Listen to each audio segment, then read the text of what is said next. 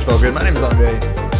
Thanks so much for tuning in. It's been a week, 2 weeks actually. We were off last week. We're on a holiday, actually. Lovely time. It was really nice. I haven't played Netrunner in a while. Haven't streamed in a bit. We'll probably figure out. How's everyone doing? Welcome. Hopefully you're having a good Thursday night, maybe even Friday morning. Maybe you're even watching this from Rotterdam, which would be really exciting. For those who don't know, it is the Netrunner World Championships starting today/tomorrow. I think day 0 is the Crown of Servers tournament, Crown of Lasers, excuse me, tournament, which starts probably today, tomorrow, depends when you watch this. If you watch this like a year from now, none of that will line up. How's everyone doing? How's it going, Coca-Cola? Hey, Maddie, how you doing? Welcome to the stream. It's been a while since we played Netrunner. It's some really big Netrunner this weekend. Music is still going on. How's it going, Sol? I'm aware. I probably didn't bring it down enough. That's probably a bigger issue. That's okay. Not sure if on purpose. Half. So we're gonna, I don't know. We got a lot of stuff to look at. We got a deck list of the week. There's some decks I want to try, but basically the focus this weekend, I was gonna stream because we missed last week. I was gonna do like a nice 6 to 8 hour stream this weekend, and I realized, wait, it's Worlds, so let's not do that. So if you want to watch some Netrunner streaming, check out Worlds. It'll be broadcasted on which channels? Honestly, I'm not 100% sure, which might be a bad point. I think Nisei's streaming channel is online. I might not know. Maybe someone in chat can help me out on this. But the schedule looks like this. Thursday, October 3rd. That's today. That's day 0. Friday, Crown of Lasers. That's probably today or tomorrow for most people. And then it goes on and it goes on. The final cut top of everything is going to be happening at 9 to 11:20 a.m. No, wait. Hold on. Okay, so from 1:30 to 7 on Sunday, that's where it's going to be at. So that's the finals. Obviously, I think everything's going to be streamed. I'm assuming. Again, I don't really know. Feels weird flying in the opposite direction of worlds tomorrow. Sorry to hear. Says that's okay. I guess you can always watch it, right? Happy Worlds is happening, but I'm not there. Yeah, Solemn, I feel you on that too. I think it's still really cool that they're happening. I'm really glad that it's happening in Europe. It's about time. I've seen so many people come in and fly all the way down to Minnesota. It's good to kind of return that favor. Yo, Rob, how's it going? How's your week been? Or weeks, maybe, actually, at this point. Coca-Cola says that either that or on Neo Redding Grid, because I think Jono is their big commentator that they have lined up, who's awesome. I had the pleasure of commentating Worlds last year with Jono. Great dude. So that's going on. What I wanted to do tonight, I want to play the deck list of the week. There's another deck I just wanted to try out. I don't know if we're going to be breaking new grounds based off of bring this deck that we play tonight to Worlds. That's probably a bad idea because we're not going to iterate on anything. But we're going to try. I really wanted to play, if you haven't seen already, the Nisei online standard tournament happened 2 weeks ago now. Code Marvelous streamed it on his channel. You can watch it. A bit of a spoiler. I guess we're 2 weeks out, so I don't feel terrible about it. But the winning deck was a Valencia deck with Swift in it and not an Apocalypse deck. Swift being the new criminal console that just came out recently in the booster pack. I'm excited to try it. It looks really fun. Swift with Wanton Destruction. That's 4 cards, not 3. You get your whole turn. That's awesome. Rob says, been pretty good. Glad to have a Thursday stream. Yeah, me too, actually. It's kind of hard. I was off. I went to New York last week. Crashed with some friends. Actually crashed at a house, at an apartment. I was with a friend who was dog sitting. And that person actually apparently was a really good tournament Netrunner player. They also have some Nisei cards. Maybe they're coming back. I don't know. But that's a small world, right? Also, apparently on Twitch, things are new. I know there's a new font, and I can change some things on my channel, change the color. I don't know what that's about. I gotta figure that out. Deck list of the week, 2nd place, Chicagoland Regionals. This is just, I think it's just like a Paulina pseudo glacier deck, but the big thing is it has La Costa Grid, the anagram of Lacotes. This seems pretty cool. You got a lot of cool tricks with this. For those who don't know, La Costa Grid is a new card that came out in the booster pack. Remote server only, and it lets you put an advancement counter on a card. Why is that good? Well, it lets you score out unadvanced Niseis, which is really strong. I think that's really cool. It makes 5/3s a bit easier to score, and it gives you extra value. Whether you want to do with the NGO front, I don't know, but Bio Vaults get 1 advancement. And that's a really good play. You have a Bio Vault in there, you get the free advancement on it, you advance the Bio Vault once more, you install an agenda, and then you either advance it if it's a 5/3 or don't if it's a 4/3 or 4/2, and that's a pretty good place. And everything else here is pretty bog standard. We have no currents, and I feel like currents are actually really good right now because runners don't play currents besides Anarchs. Criminals really can't. It's restricted. It's hard. But yeah, that's okay. We'll figure it out. Hey, Brave Little Toaster, how's it going? Hey, it's my deck. Yeah, it is, right? Congrats on the second place finish. That's definitely really cool. I think this is a really good deck to show off Lacoste Grid. For me, I was thinking Lacoste Grid would either work in Glacier just like anything else. Whether this is better than a Marcus Batty or not, I guess your mileage may vary depending how rushy things are. 3 Excalibur is nutty, but if they don't have an answer to Excalibur, and mind you, answers to Excalibur got a lot more rare with Lamb being banned and Ngolo being restricted. This card got a lot better. It is unique, so maybe 3X is a bit ambitious. Maybe going down to 2 is okay, but the strength here is Biovault, which ends the run, or Nisei tokens, which end the run after an Excalibur. I think that's pretty damn cool. Early Excalibur 1v games, I believe it. I totally believe it. Having an early answer to Excalibur, you know, that's not a lot of things. I think actually having a bit more tech, there's a fair bit of tech against Amakua. You have the IP block. I do like playing a cheeky swordsman in Jinteki. I've been a big fan of it. It's actually not that bad of a nice anyways. 3 credits to break with MK Ultra, I'll take it. They can just take the damage, I guess. Whoa, hey Jim, how's it going? How do you think of the new Byroid? Oh, that's actually really good. Let's see if we can find that. I haven't had too much time because it came out when I was on holiday, but I saw it in the Slack. Liga Instagram. For those who don't know, Liga is, I think she's either Estonian or Latvian. I don't know if this is actually going to work. Artist. Liga was doing art for Netrunner for a long time. A lot of really good art. And Liga Smilskalne just put out this card. And this is a card that's coming out in the new upcoming set. So they have art from Liga. If you haven't seen it, ooh, this is Tyr. Tyr of Tyr's Hand, Tyr. That's a unique... She's Latvian? I think she's Latvian. She's either Latvian or Estonian. So... This is a unique ice. It's not mythic. It is a Byroid AP Destroyer, all the subroutines. 10 is one of the most expensive ice in the game. 7 strength, that's huge. 5 influence, all good. And the runner can spend a click to break any subroutine on the ice, but not just Byroid 1.0. On top of that, if they do, you increase your allotted clicks your next turn by 1. That's really fascinating. We've seen a couple cards that tried to do that recently, then none of them really panned out too well. We saw, I think it's called Night Dancer. We saw Manta Grid. Those cards kind of had this idea in HB, but it never really landed in a reliable or competitive sense. And I think this has the ability to do that. Now, the face check on this is actually pretty rough. End the run is really important. That's the last one. But before that, you have 2 brain damage. I'll tank 1 brain damage. No problem. 2, I'm thinking about it. And then trash 1 installed runner card, gain 3. That's a massive subroutine. That's not a program, that's an installed card. That's crazy good. How's it going, Vincent? Tyr looks pissed that previous card sucked. Yeah, Tyr's Hand, huh? I think this is a really good ice. It's unique. You're probably not going to see more than 1 in a deck for that reason, just because it's a really bad draw. 10 out of 10 engagement rate there on Instagram. Well played. I think this is solid. I think this is what big ice has to look like. Like we saw in Nancy 2. This ice has technically the weaknesses that other Byroid ice. Well, it deals with the other weaknesses. Like other big Byroid ice, like Heimdall 2.0, where you can just double click through and take a brain damage, generally haven't been that good. A lot of times it's as taxing as Eli for a way bigger cost. So I like this, that if you do click through it like the Fairchild 3.0, it will punish you for that. I think that's huge. What it's worth that when this card comes out, David rotates, right? Is that not wrong? Is that not wrong? Jessica, how's it going? I'm so glad you're back. Thanks for dropping by. How's your week's been? Did you show up to tournaments now? Has it been more than the GNK? What do you think, guys? Yeah, it's great. It's really good. Siri Batty's interesting to me even with Lacoste. I like the split. Here, let me catch up. We have Tyr and Loki now. When are Odin and Thor come in? I actually don't know what Tyr's role is. How's it going, Raketha, in Norse mythology? I'm not very aware. Wotan equals Odin? Oh, really?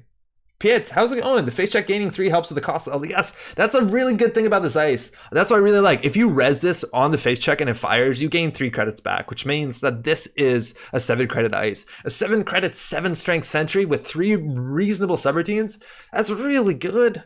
That's really good. Fast advancing in 5-3 would probably make you feel better about it. It would. There's so much. Being able to click through every sub is really bad against Hippo, though. It is, but they still get the clicks. So you still next turn have a huge click turn. So yeah, I guess that's what you're saying, being able to fast advance in 5-3. I still think that's probably okay. I went to Stevenage at the weekend and came 5th out of 18. SSO was undefeated. You should play it. Oh, shit. Congrats. That's awesome. Weren't you just like worried about coming out to GNKs the other night? And now look at you. That's awesome. I'll check that out for sure. Is it published? I think this is definitely a relevant ice. I think you're going to see people play it. The question also is on HB whether they're going to be playing more things like Architect Development Test or that Remote Enforcement card. Those cards are really good because it lets you find that big expensive ice and pull it out of your deck and res it for free. I think that's pretty sweet. The fact that this has subtypes is good. Obviously, there can't be more Mythic Ice. At the 5 influence, Nisei's not messing around with influence. I think a lot of times, though, you see this with influence is that it's not only about influence in terms of balance, but also influence in terms of theme. And I think having like this legendary mythic, excuse me, not real mythic, but a unique ice in faction, it should be 5 influence, even if the card is not very good. I think this is both though, so that's pretty good. It's on NRDB unless under I am Jessica. It's kind of obviously mine. I'm not that good at write-ups. Okay, cool. That's really cool. Okay, we'll definitely check that out. Anyways, I think that's the top of the news. We'll probably do news a bit later tonight, but the Worlds is up. I'm not really clear what the streaming schedule is, but like there's 2 rounds, 2 days, and tomorrow is Crown of Lasers, so there goes my productivity at work tomorrow to some extent. Mind you, Rotterdam, I'm assuming is 6 hours advanced, so do your calculations as you would. So that means at 8 when it starts, it's actually like 2 in the morning here. Awkward. But it's, I imagine if it's streamed, it's also recorded, so don't worry about that. Also, Liga doing more art. That's really cool, isn't it? You see people responding. Oh, Liga responds. That's so cool. All right, cool. Let's play some Netrunner. We're playing again. This is Brave Little Toasters who's in Twitch chat. They're Paulina deck. Let's go jam some Lacosta grids. Lacosta grid also 3 to 4. It's a good trash cost, res cost. It's all good.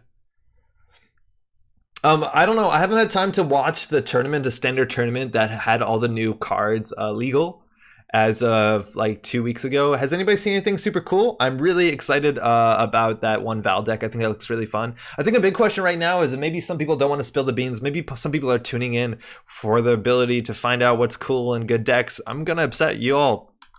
You're not going to get a good show. But I just want to know, what do people think is going to win Worlds? I'm interested to hear the conversation at this point. I've been a bit out of it for the last 2 weeks, especially when new cards are coming out, so I don't honestly know what the conversation looks like. I'll be honest, maybe not a good time to take a vacation, but I had a good time. So, what do y'all think? I also think we can play Betrunner on the Nisei on our Metropole Grid channel tonight, so that'll be fun. Paulina Foods. Paulina will win Worlds. I think it's really good. Meh. Paulina good. Paulina's always good. Paulina's never bad. So the uproar in Slack when Liga revealed all her dogs were modeled on cats was great. Oh, really? Oh, like, because she did all the dog cards, right? Bushi, how's it going? Did you see Tier? Yeah, we actually just talked about it. I think I just closed the tab. We had Liga's Instagram up, so, or actually some Instagram social page.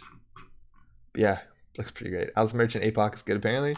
It's definitely good. And you saw those sort of like pocket, and I'm going to call that deck cheesy just because it's like very single-minded, but those sort of like single-minded, maybe we'll just say single-minded so we don't upset people. Like you saw that Spags was playing a really mean 419 Apocalypse at Worlds last year, is in top 16. I think there might have been a couple other players that were in the top playing 419 Apocalypse, and those sort of decks are Val Apocalypse. Like those set of decks definitely do win. They're hard to play around.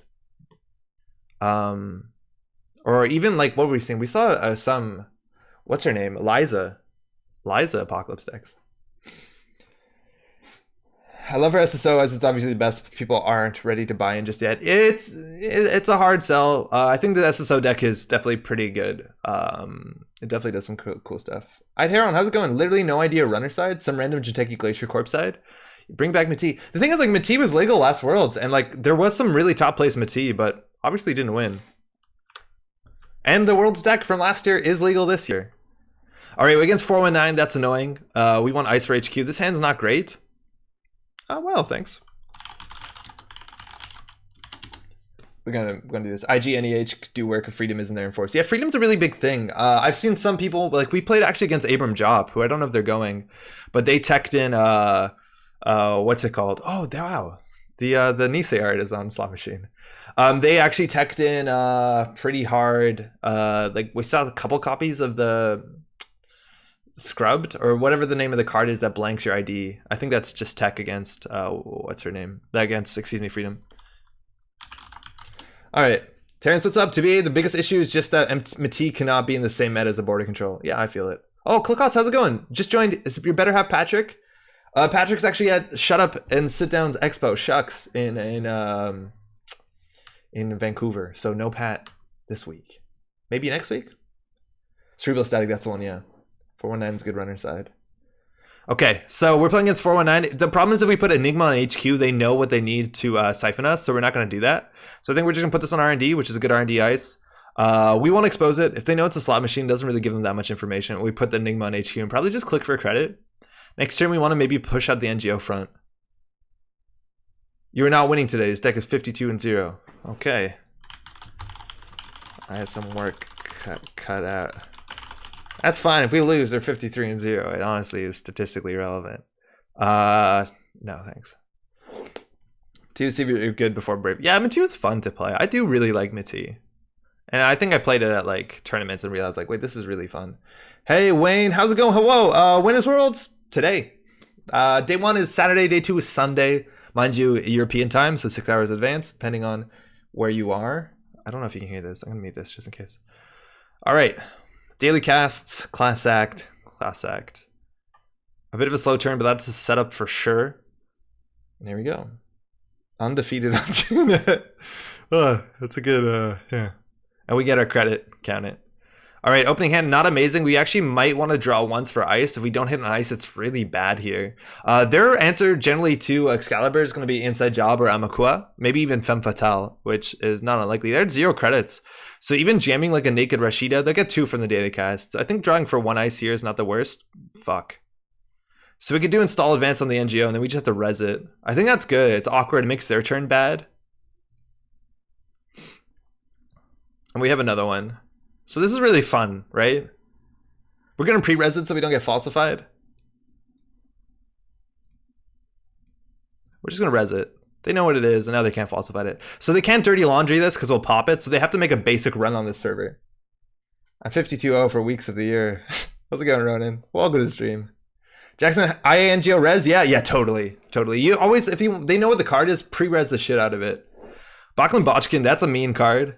Data Sucker, that means Amakua is coming in. It also helps with Bachlan? Yeah, I think so. And Pad Tap, that's really annoying for us as well. I think we definitely trash this. All right, so we want to get through the Pad Tap, so we're going to definitely trash this. It's been a while since I've played Netrunner, so hold on if we do fuck this up somehow. We'll advance this. We can just pop it and then play NGO front. That seems comfortable. All right, so Bachlan, we'll let them D-res. There's really no counterplay to this. I needed that. We'll see how it goes. Mati can make you like 8 clicks and 15 credits on raw econ alone. Never mind the face check threat. I agree. I like runner identities or corp identities that scale into the late game. I think those are really interesting. And that one really did because the value of installing an ice clicklessly and creditlessly got so much better in the late game. And I think that made them hold on because generally runners can snowball out of control. We've got some good pollen credits. They're going to be on 5 next turn, so they can gamble out of it. We do have the border control. Mind you, that is the new art. We'll show them what this is. I don't even know if we want a Rashida this turn. We really want to get a Lacosta in there. We're going to pre-res this. They know what it is. They can't falsify us. We can click for a credit. If we put an upgrade in there, it's also pretty clumsy, and then they really want to run it. Our HQ is a real problem, so hopefully we can bury with Rashida. We actually could play this anywhere and just hold on to it. Like, we could put it on HQ. It'll look like a Crisium or Cyberdex Virus Suite, but I think we really want this for a remote server. Oh, you can only install on a remote server. Ignore everything I said. We would have got a game loss. In fact, maybe JNet won't let us do that. Remote only, yep. Secure art on the new border control is beautiful. I do like some of the new art. I think border control is definitely one of the good ones. Or one of the ones I like a lot. I have, whose art is it? Is it Cat's art? Or Alexis's art on the border controls? I like those a fair bit. Or not border controls, the slot machine. I like that better than the whatever we have going on here. All right, so this is a problem. We also have Hernando Cortez. We're going to go fire this. We need ice for here. We do have 3 IP blocks, which is pretty good. They're going to trace through it, but it'll be annoying with Amakua, so I think we're pretty well set up. We just want to... Nah, it's really bad, actually. This is not what we want. We could maybe jam an Obakata at this point in the game. It's not that bad. And they can also de-res our border control, which is ugly. I don't know. This feels bad.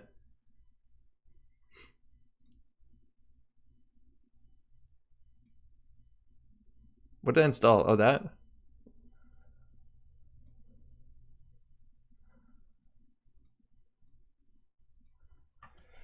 Yeah, this is not good. This is not a good start. Falsified, guessing agenda, they're missing. They're hitting the La Costa, so they're assuming that this other one is an agenda or an upgrade. We could go ahead and pre-res the La Costa, just because they can falsify it here. I'm gonna do it. I know we're paying 3, but they pay 4 to trash it. I just don't want them to falsify here and get the money. The fact that they didn't get the money there is actually pretty sizable. Time to charge a Biovault? Yeah, totally. Once we have that, we're in an okay spot. I think we can end the run before Backlund. I don't know. We're going to have to purge for some point. We have a CVS, one in the deck, which will really help to poison archives. Or actually just getting the remote is probably good. Because I'm assuming they're going to face check into an ice. With Data Suckers plus Backlund Botchkin and feel safe. And we can just purge them away. So they hit the 1 of Anansi, which we have 2 in the deck. Excuse me, 2 of Anansi. Alright, we're going for it. We'll res. Cost them all their money. And they can't trash actually either of these. It cost us 6. Hernando's pretty cool. I think I would have jammed the Nice so you can score and never advance without showing La Costa. They can get through it though. Like this doesn't stop anything. The thing is they can't trash either. So this is actually really good for us because they're going for a run here that's not good. Like I'm glad we didn't jump in agenda because they can't trash any of this stuff. That's really good for us. You generally don't see 2 upgrades in a server, right? Like that's a Rashida they trash. So they fucked that up. Like they just didn't work out for them. They have 1 credit. So they might have planned it. They couldn't install Fetal AI, but I don't think you expect Fetal. I'm going to res this now because they know what it is. And falsified, there's 2 more in their deck. This card isn't unique, so resing it here really doesn't cost us anything. I'm going to pour myself some water. So now we have the Biovault up, so we've started something really good. I think at this point we just jammed the Obokata.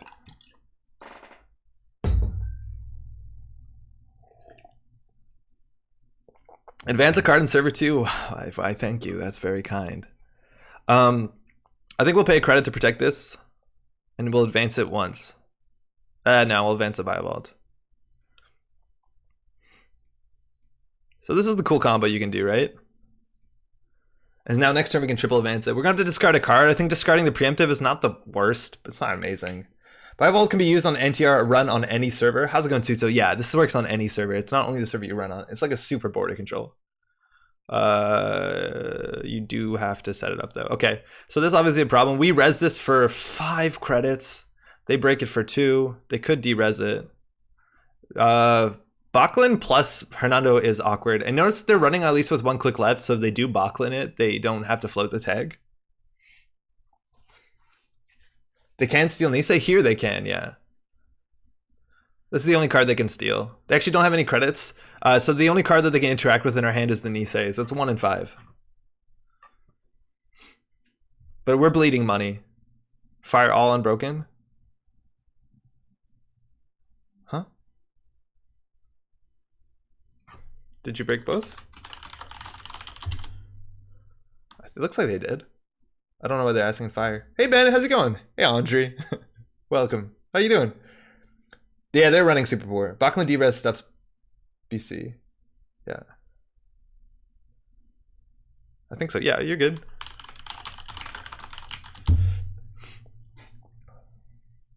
No, I think they broke both. Did they change the art on some cards? Yeah, so Nisei released their version, so now if you weren't at Worlds, you can actually buy official cards. They hit the Obokata, that's perfect.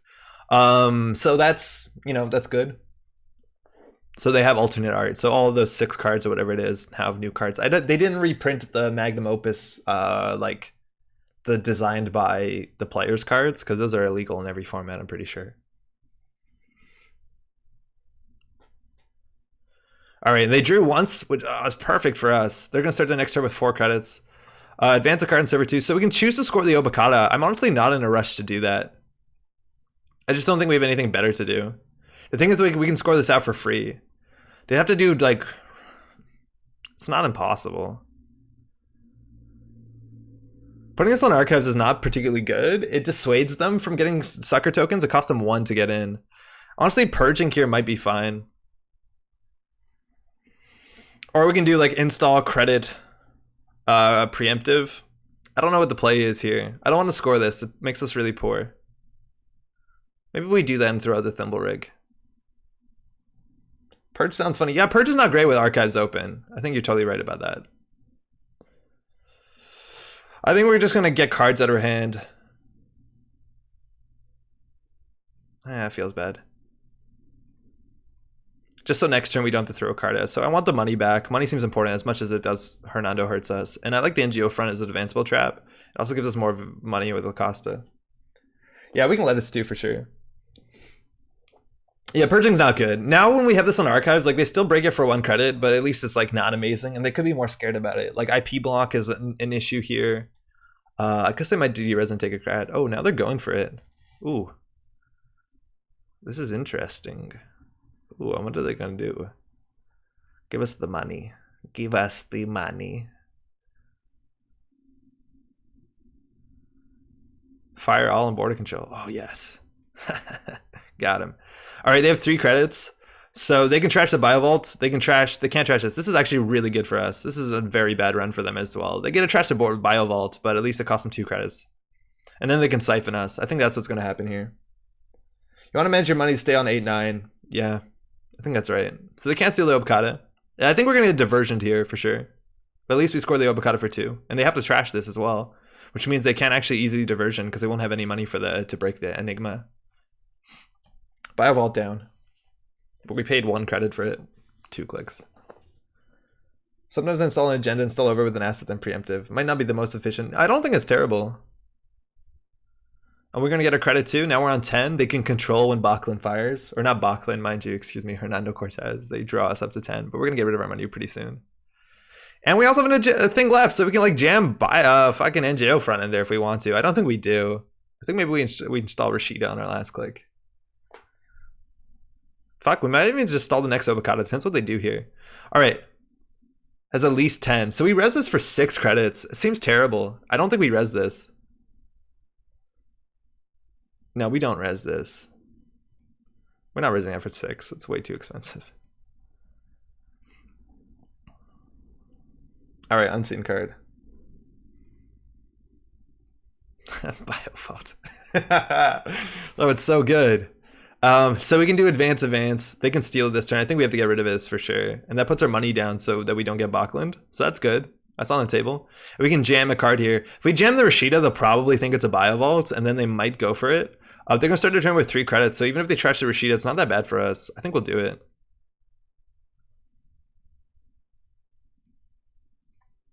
I hope also they falsify this and call upgrade, considering they just saw the Biovault off the top. Install the Rashida to ruse the Biovault. Yeah, that's pretty good. Turning wheel's a problem if we don't res R&D ice, but res R&D ice is what we will do right now. Enigma still has a face check. They can hit a last click if they really want to. And they can't steal Obokata, so again, there's only 1 good hit here. They're running so poor. Oof. Please. Hit the NGO front. Can't even trash it. Hits the turning wheel. We'll get ice for this. We'll fix this.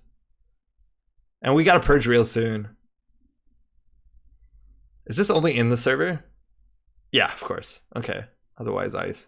And they're giving us a credit. That's nice. We're going to start next turn with more than 10 credits. Ben Davey, don't know if you remember, but I got Con in the random ID tournament. Yeah, I do. Well, after testing struggling a bit with her ability, do you think it would be a good idea to ignore her and do good stuff, Krim? Yeah, probably. It's probably okay. I don't think you have to build into it. Like, good stuff with Krim is fine. Maybe you can play a couple things, like Stim Hack with Femme Fatale is really good in Con. You could try maybe a couple break and enter suite, but I really wouldn't build into it.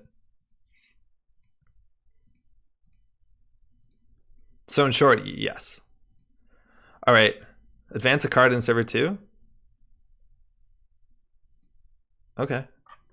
All right, so we gotta set something up here. We have enough border controls. DNA tracker, they can de-res for free, which will be an issue. So we really need to set up a turn here. Money again is not good. Honestly, think we can do border control into Nisei. It's just really expensive for them to get into the server, and then we can always just like continually end the run. I think that's cheeky. It's worth a shot. It's not great. Not optional? Holy shit. Oh, it's not optional. That's so weird. So we want to pay the credits here. This looks like a baddie, I guess. Even a CVS here would be terrifying for them. Oh, they have corporate grant. Fuck me. So it's really important we get this thing through, and I think we will. I don't think they're running it. They have to run it both 2 clicks here, so they don't have enough money. I guess they could de-res a border control. But now that we have an ice in front of it, I guess we can control when it fires. So this corporate grant might not be doing that much. That's really good for us. We clear it. And that's the restricted card, so no Ngolo. Oh, wow. They played corporate grant and didn't play an agenda? Didn't install a card? That's terrible. Oh, wow. This worked out so well for us.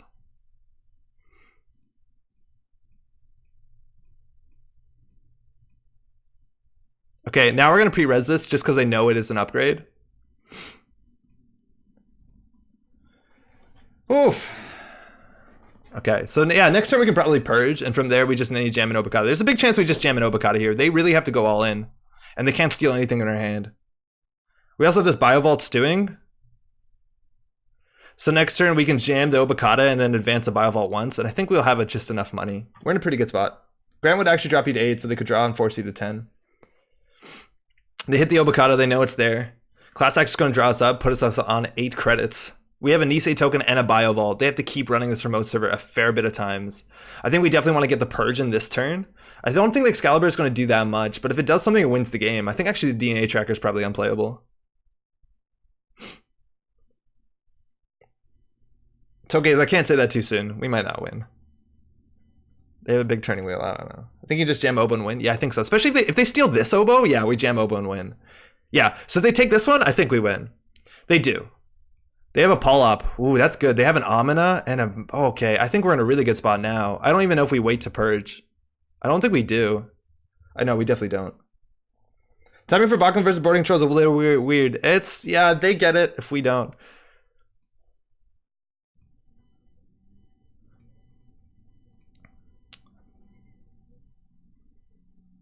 I don't know. This actually is an important advance because we need 1, 2, 3, 4. We need 4 credits.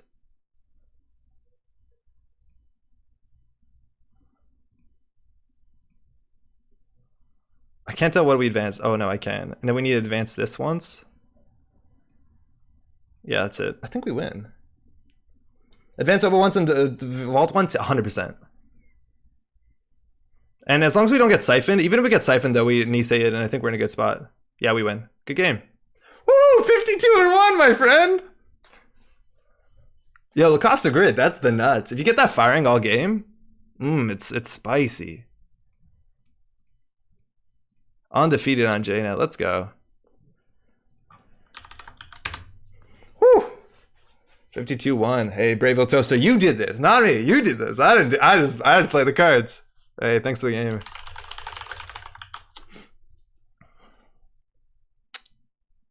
You could literally just install Open Akin double advance so you win. Yeah, you probably would. You have to play about diversion, but we have the Biovault, but you're right. Like, we didn't need any of that. We could have just invented... Like, they have to draw 4. They could have Blueberry Diesel, but that actually doesn't... Well, it draws 2 cards, maybe? I forget what that one actually does. All right. Feels good. Feels good. We're back in it. Okay, we'll do another one with this. I like this deck.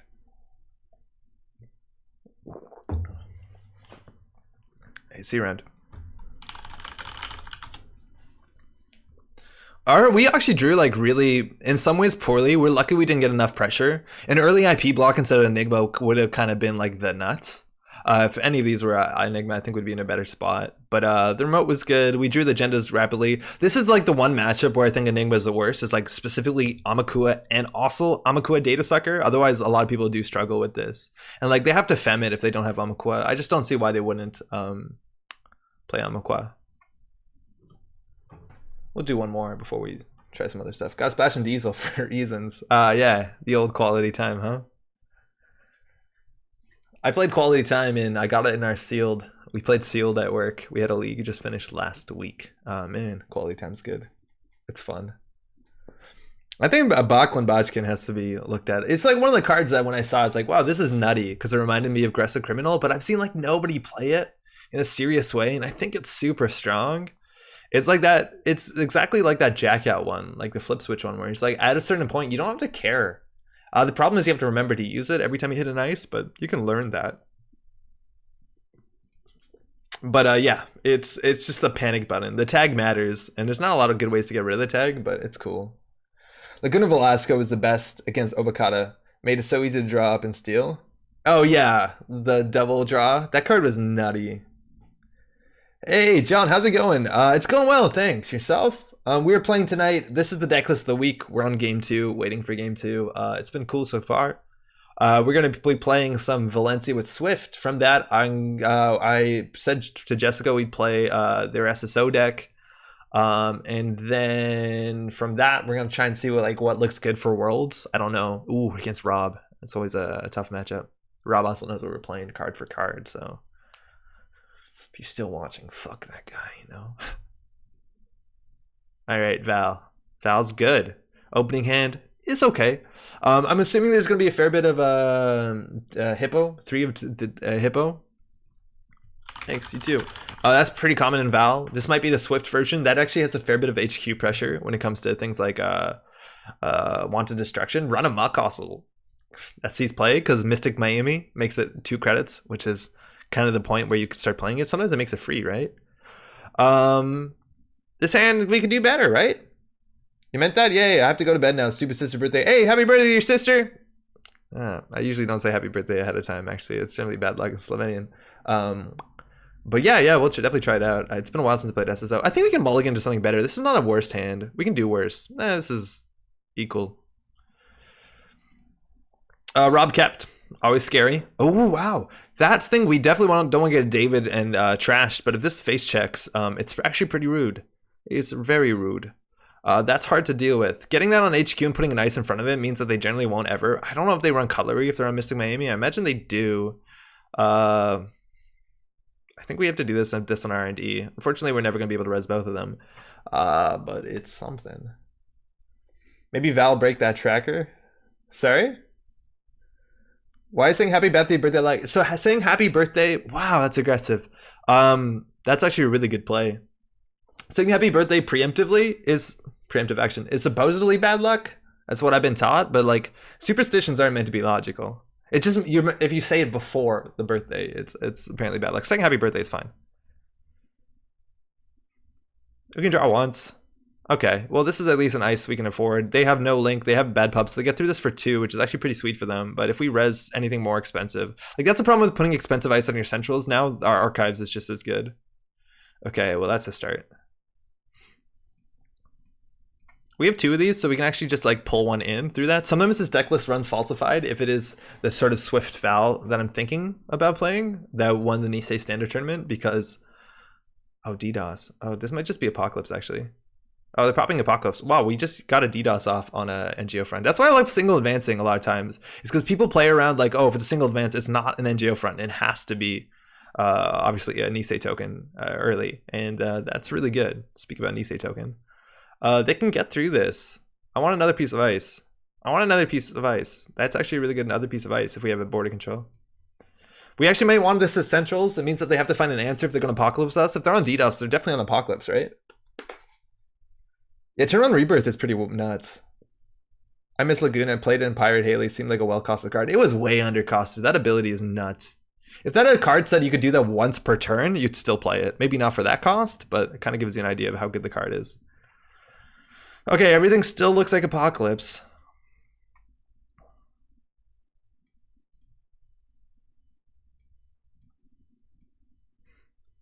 Rob, show me what you got. What happened, Val? Val turned into an old man. Yeah, for those who don't know, this is Omar, who's probably the most rebirthed into Anarch ID. You do see sometimes Kim, you do see sometimes Quetzal. Even sometimes, rarely, you do see, what's her name? Reina Roja, but that's largely it. Same click value as Proco? It's more than Proco. Cards are much better. Cards are way more valuable than credits. That's the way I see it. That's why I like I think Proco is better than the artist. I'd rather draw a card and get in credit than click for 2.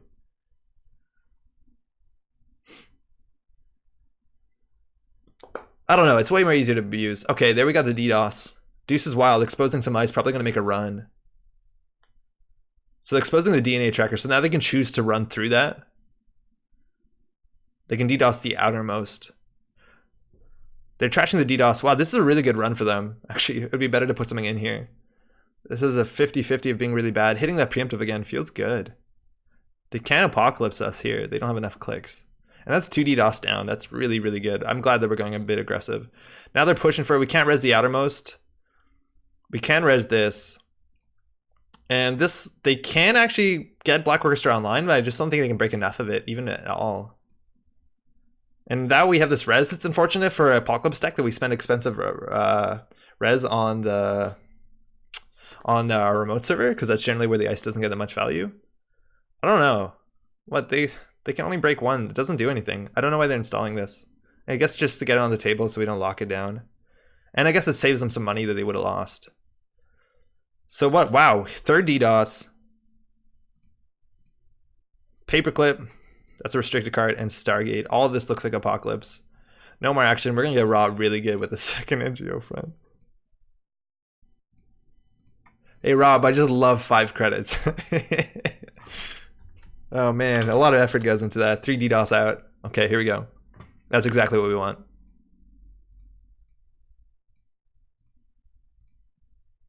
Who runs that card anyways? Logic thinking, wouldn't you rather want to rebirth into a young body like Nat instead of an old creepy man? I don't think in the future the worth of the body is determined by age alone, so. Ooh. Be cool if we could chain these. This is also really strong too, because now we have tech for Apocalypse. Paulina giving a credit every turn for the last 3 with the Earthrise Hotel. They're really building their hand up.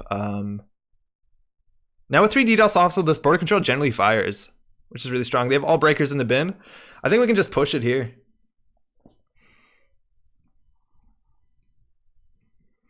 Double advance, maybe not be right. I don't know. I feel like they're going to Apocalypse here, so. Yeah, they're definitely going to try an Apocalypse here. Omar's cool. There's a doily on his chair. Yeah, he has a doily under his console too, I think. So this is definitely an Apocalypse. So we have to use a token on it, and the next turn we'll get another token, and then hopefully we can close the game from that. Where were they going? R&D or HQ? Going R&D, top card, no idea what it is. They're going HQ here. Chiashi can't res it. This is definitely what an Apocalypse looks like. Preemptive, 3 for 3.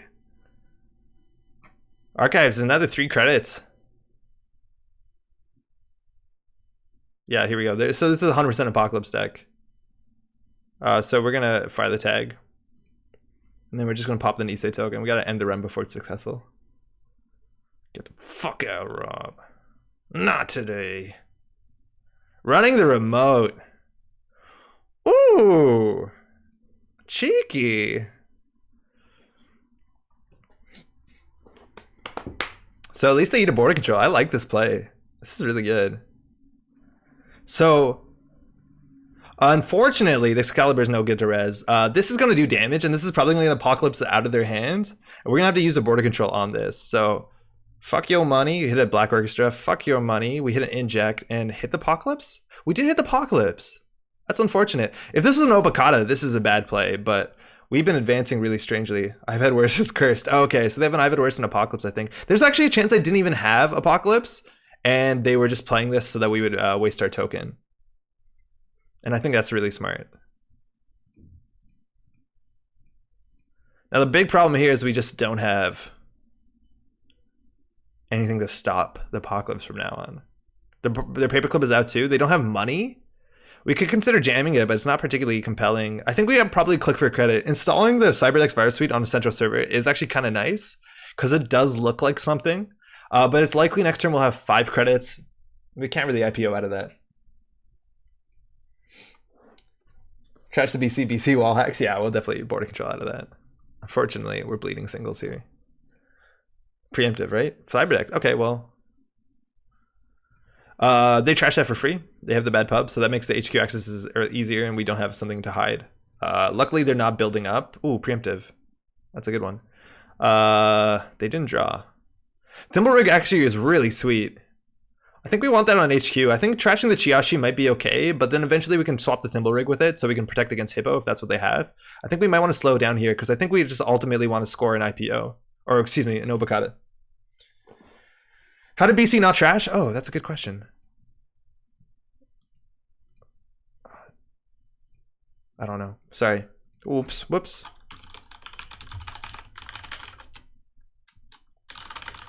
It's because I probably didn't click on the right end to run. How's it going, Lori? Yeah, BC and Ramon. Grim, what's up? Yeah, I think I just clicked on the end run sub as opposed to the trash can end run. We'll try that again. Double wall hacks. It's really important to us that they draw this turn if we don't spend any money, so that we'll start our turn on 6 so we can do double credit to IPO. Want to do it now? Oh, yeah, excuse me. Thank you. Thanks. All right, we're running R&D here. They could Apocalypse, but I don't think they have enough money, considering that they need to break IP block, let alone the Thimble Rig maybe once. Single card off the top. We have our 6 credits, so next turn is credit IPO. That's really good. So we always want to keep 8 credits, because this thing also has a big chance of hitting. Why are they running again? Did they see this card? What's that about?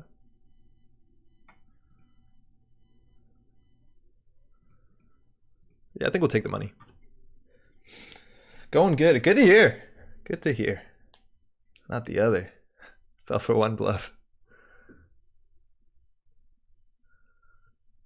I think they were bluffing. I think Rob was bluffing the border control. Okay, so we have an end run. We have an Excalibur. They can't deal with it. They don't have a DDoS, so we can chain this into this into this. It feels pretty okay. Do we want to put the slot machine in front of the remote server? Well, it gets around inside job, which is unlikely, but 3 DDoSes are out, so I feel like we don't need to. I think we just do install, advance. Now we want at least 8, 9, 10, 11, 12 credits plus this, so I think we're not going to double advance it. We just click for credit. This is honestly kind of awkward because this doesn't give us. They have the Apocalypse in hand, mind you. They have a mining accident that induces wild. This doesn't give us, like, this doesn't help us win.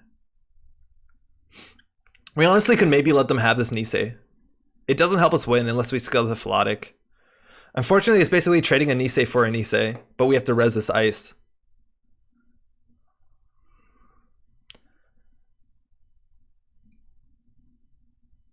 Do we do it? I guess so. It's cheaper not to, that's the thing. Like, it saves us a whole turn, and we can just top deck a border control. I actually don't like this. I think we can give them the Nisei. Because they're not a threat of winning. They're going to Apocalypse us, if anything. Bring damage to Apocalypse. Yeah, we could just, like, end the run here. That's actually kind of cute. They have a lot of cards in hand, but I guess it does help. Fuck him. Buys us a turn. Yeah, getting that out's okay. So we'll just score this, whatever. It's 2 points they don't get. Totally, it's 2 points they don't get, but they have nothing on the table. If they were at 3 points, 100% we'd consider it. And I think that's right, but like our money is kind of a problem when we have expensive ice on the table. They know it's an Anansi and R&D, so they could run it if they wanted to. Feels rough. Oh, they can't actually run anymore. Oh, you can't do that. Oops. Yeah, so they just said exposed piece of 1 ice. Oh, is that a game loss? Nah. So they can't run. How many 2-pointers? We're on 4. We're on 3 Niseis and 1 Philotic Entanglement, and I think it's 3 Obacatas, 1 SSL. So they just can't run, but they know that we have a Nancy and R&D, so unfortunately they didn't get full value because Excalibur fired, which says they can't run, but they can still fire that, right? Because you do as much of it as possible. That's awesome. Yeah, scoring the 3 Niseis doesn't help us. That's the thing. It in no way helps us. It only helps us if we draw the single Philotic, which, that'd be cool. Yeah, do as much as possible. Make them hit that DNA. We could, but they have like 9 credits, so they have 9 credits, so it really doesn't do much. Like they break it for free with the stim hack. It doesn't change anything, but you'd right. Otherwise, we should. Okay, so we're down to 9. It's enough to res just the Nancy. The Thimble Rig is also pretty good. Again, they have an Apocalypse in hand, but they need 3 credits to get through this, or sometimes 2. So we could res this. I think we actually res this one. I think we do res this one.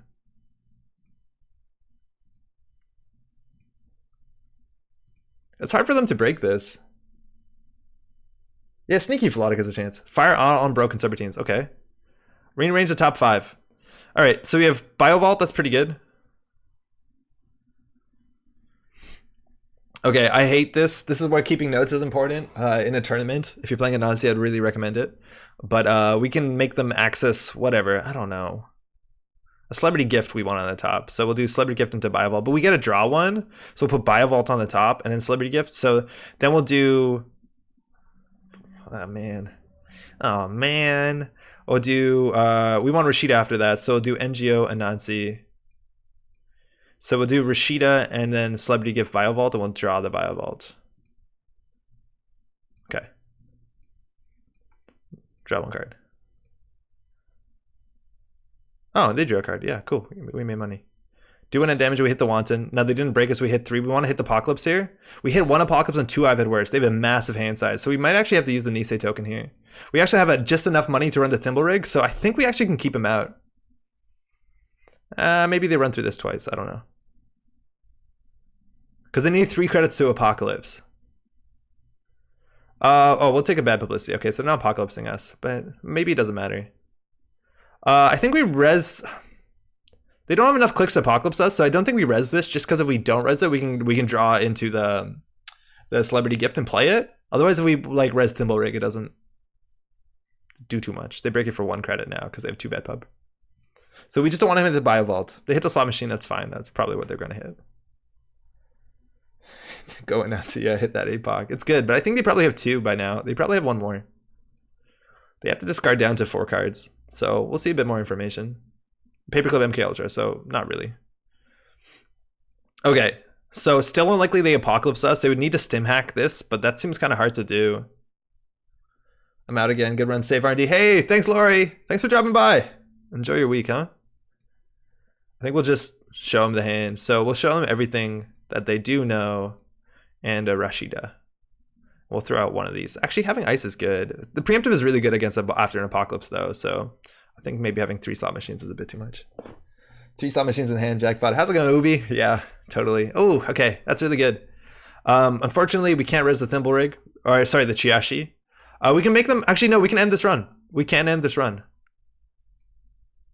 This is not going to go through.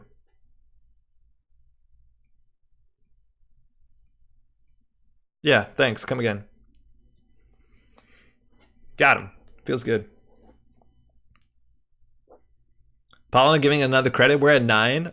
We want to do Biovault on the table to stop against the Apocalypse for sure. I think they made a mistake earlier. What's that, Terrence? We want to install double this. We really do. Because if they break their back trying to get it, or they try an Apocalypse, it's like the best tech. And from that, we can retreat on. We know the top of R&D is safe.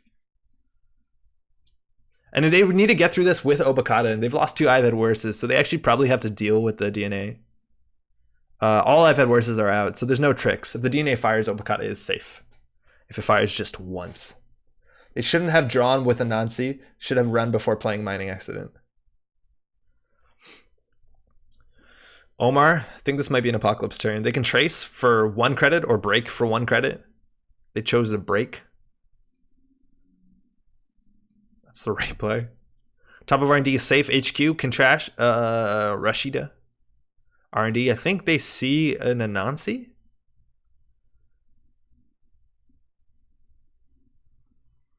They have to deal with it. Okay, no, they ran R&D, so they have to run this, which we actually should have pushed this outside. We fucked up. At the beginning of turn, we should push that outside. We actually really, really fucked up that. Because now this credit server runs them 3 credits instead of 6. They can't Apocalypse us, though, for what it's worth. They only have 3 credits, 2 with bad pub.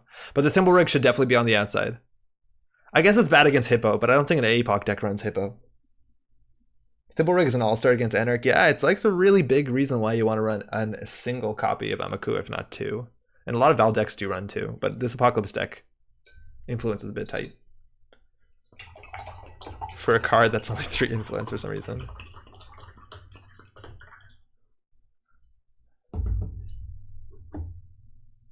So far we haven't seen Lacosta Grid, and mind you, Lacosta Grid would have been great in this matchup. Like, we jammed a lot of agendas. And our cheeky 5 credit NGO fronts. Rob's thinking 3 credits to their name, 2 with bad pub, 4 cards in hand, assuming 1 Apocalypse.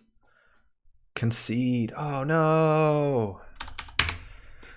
Oh, probably locked out. It's not the agenda. Rob thinks is the agenda. It's not. Not. Okay, what about if I say that's not an agenda in Vermont? Does that change the concession?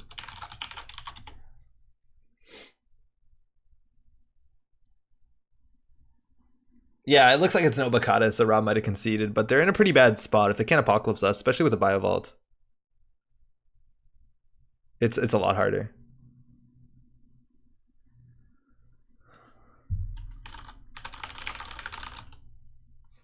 Yeah, so they assumed that we had an agenda off the Nancy. Sure. All right, Rob, 2 clicks left, or 3 clicks left.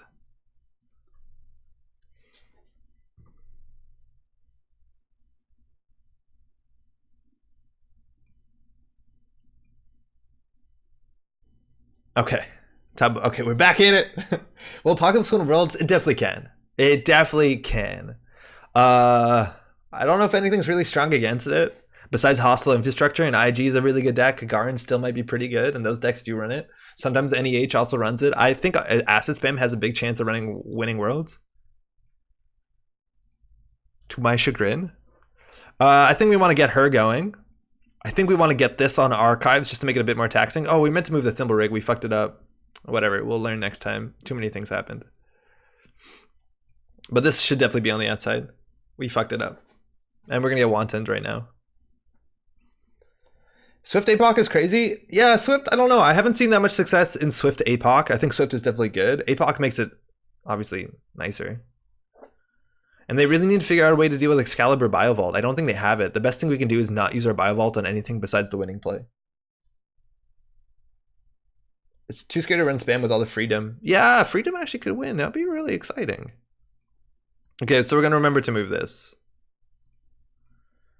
It's weak to Hippo, but again, I just don't think they're on it. All right. So we talked about the circumstance. The circumstance has arisen. So we just need to make sure they don't get through that somehow. And I think we can seal it. We can either take a credit or preemptive. I don't know if the credit matters. We need 3 for this, 2 for this. We need to not get Apocalypse, but if they Apocalypse, they generally can't run the remote because it's hard because we have 2 end runs. Yeah, I think we can just credit here. It's unlikely to win off the top of R&D, especially with 2 cards in hand because they can't steal Obokatas. And the only agendas left in our deck are 1 SSL and Obokata. So whatever. Make R&D thicker? I don't mind. A Nancy seems good enough, no? That's double Excalibur remote. Yes, it is. I don't know. If they inside job it, we can do something. No, because then one trashes the other. Whatever. It looks better. How's it going, Whitest? Scout should go anywhere except the remote. That's actually probably true. That's probably the worst place for it. I think R&D is way better, but it's not going to matter. Okay, so we actually scored 4 agendas in Polina, which almost never happens. Yeah, that Excalibur is probably terrible. 2 Excaliburs on 1 server? Yeah, I know. Yeah. If you eke out that APOC, you're in a good spot. But BC, Bio, and Nisei, I think that's tricky. Were you bluffing the first APOC? Fuck yeah. That was awesome. The first Apocalypse that we used our things on, that was actually a bluff. And it's so hard to call that. But it was a bluff. And they got an Issei token out. They got a border control out. Or was it just a border control? I think it was both of those. That's obvious. Awesome. I was get hit. Yeah. 2 bottom 9. That's so cool. Is there any space for Arc shipment from Tenon? I imagine so. I think shipment for Tenon is really cool, especially with Lacosta Grid. It gets some flexibility. All influences used up, and I think border control is really tight.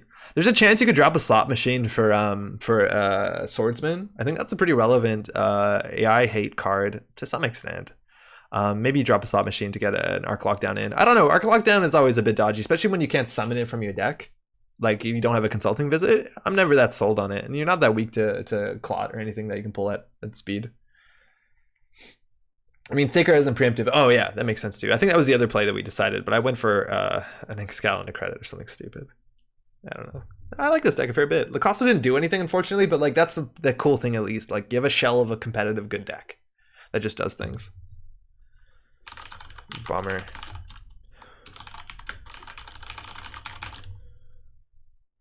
Hey, always a pleasure to play, Rob. All right, here we go. This is a splash screen. It's only 10 o'clock, not even. It's 10 to 10.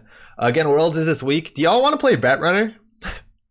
So if you don't know, Betrunner is this thing that they've been doing for a while. Right now it's an emergency shutdown, and the idea is because it just fits in so many decks. It's a good card. It's definitely a cool card. And I like cards that let you play like other agendas that you might not have considered, just because 4/2s are good. So you might play more viral weaponization, or I don't know. Okay, do y'all know what Betrunner is? Do we want to play Betrunner on this channel's behalf? The idea with Betrunner is that you have how many points? I don't even know how Betrunner works. So you have so many points to spend on players. Oh, apparently we can pick 2, 3, 4, 5 players. You can take 5 players. We have 20 credits to spend, and each player is worth a certain amount of credits. And the credits is based off of like their standing classically, like how well they do in tournaments. So it's basically like a imaginary ELO. And the idea is that you want them to do well. And then how well they do in Worlds gives you points. This is how that works. So the champion's worth a lot of points, second place still a lot of points, and even like top 80 is like pretty good points. Each below 20 is -1 points. Okay, so through this you can get some good stuff. So the question is basically picking 20 points worth of players that are going to be at Worlds and maybe doing well on that basis. I don't think I've ever played Betrunner. I was worth a good amount of Betrunner points last year, and people picked me, which was a huge mistake. I don't think I competed at a high level. Any reason to brag. So chat, you want to do this? You think we can do it? Scoring at 4-point Beals that your opponent thinks are NGOs is pretty good.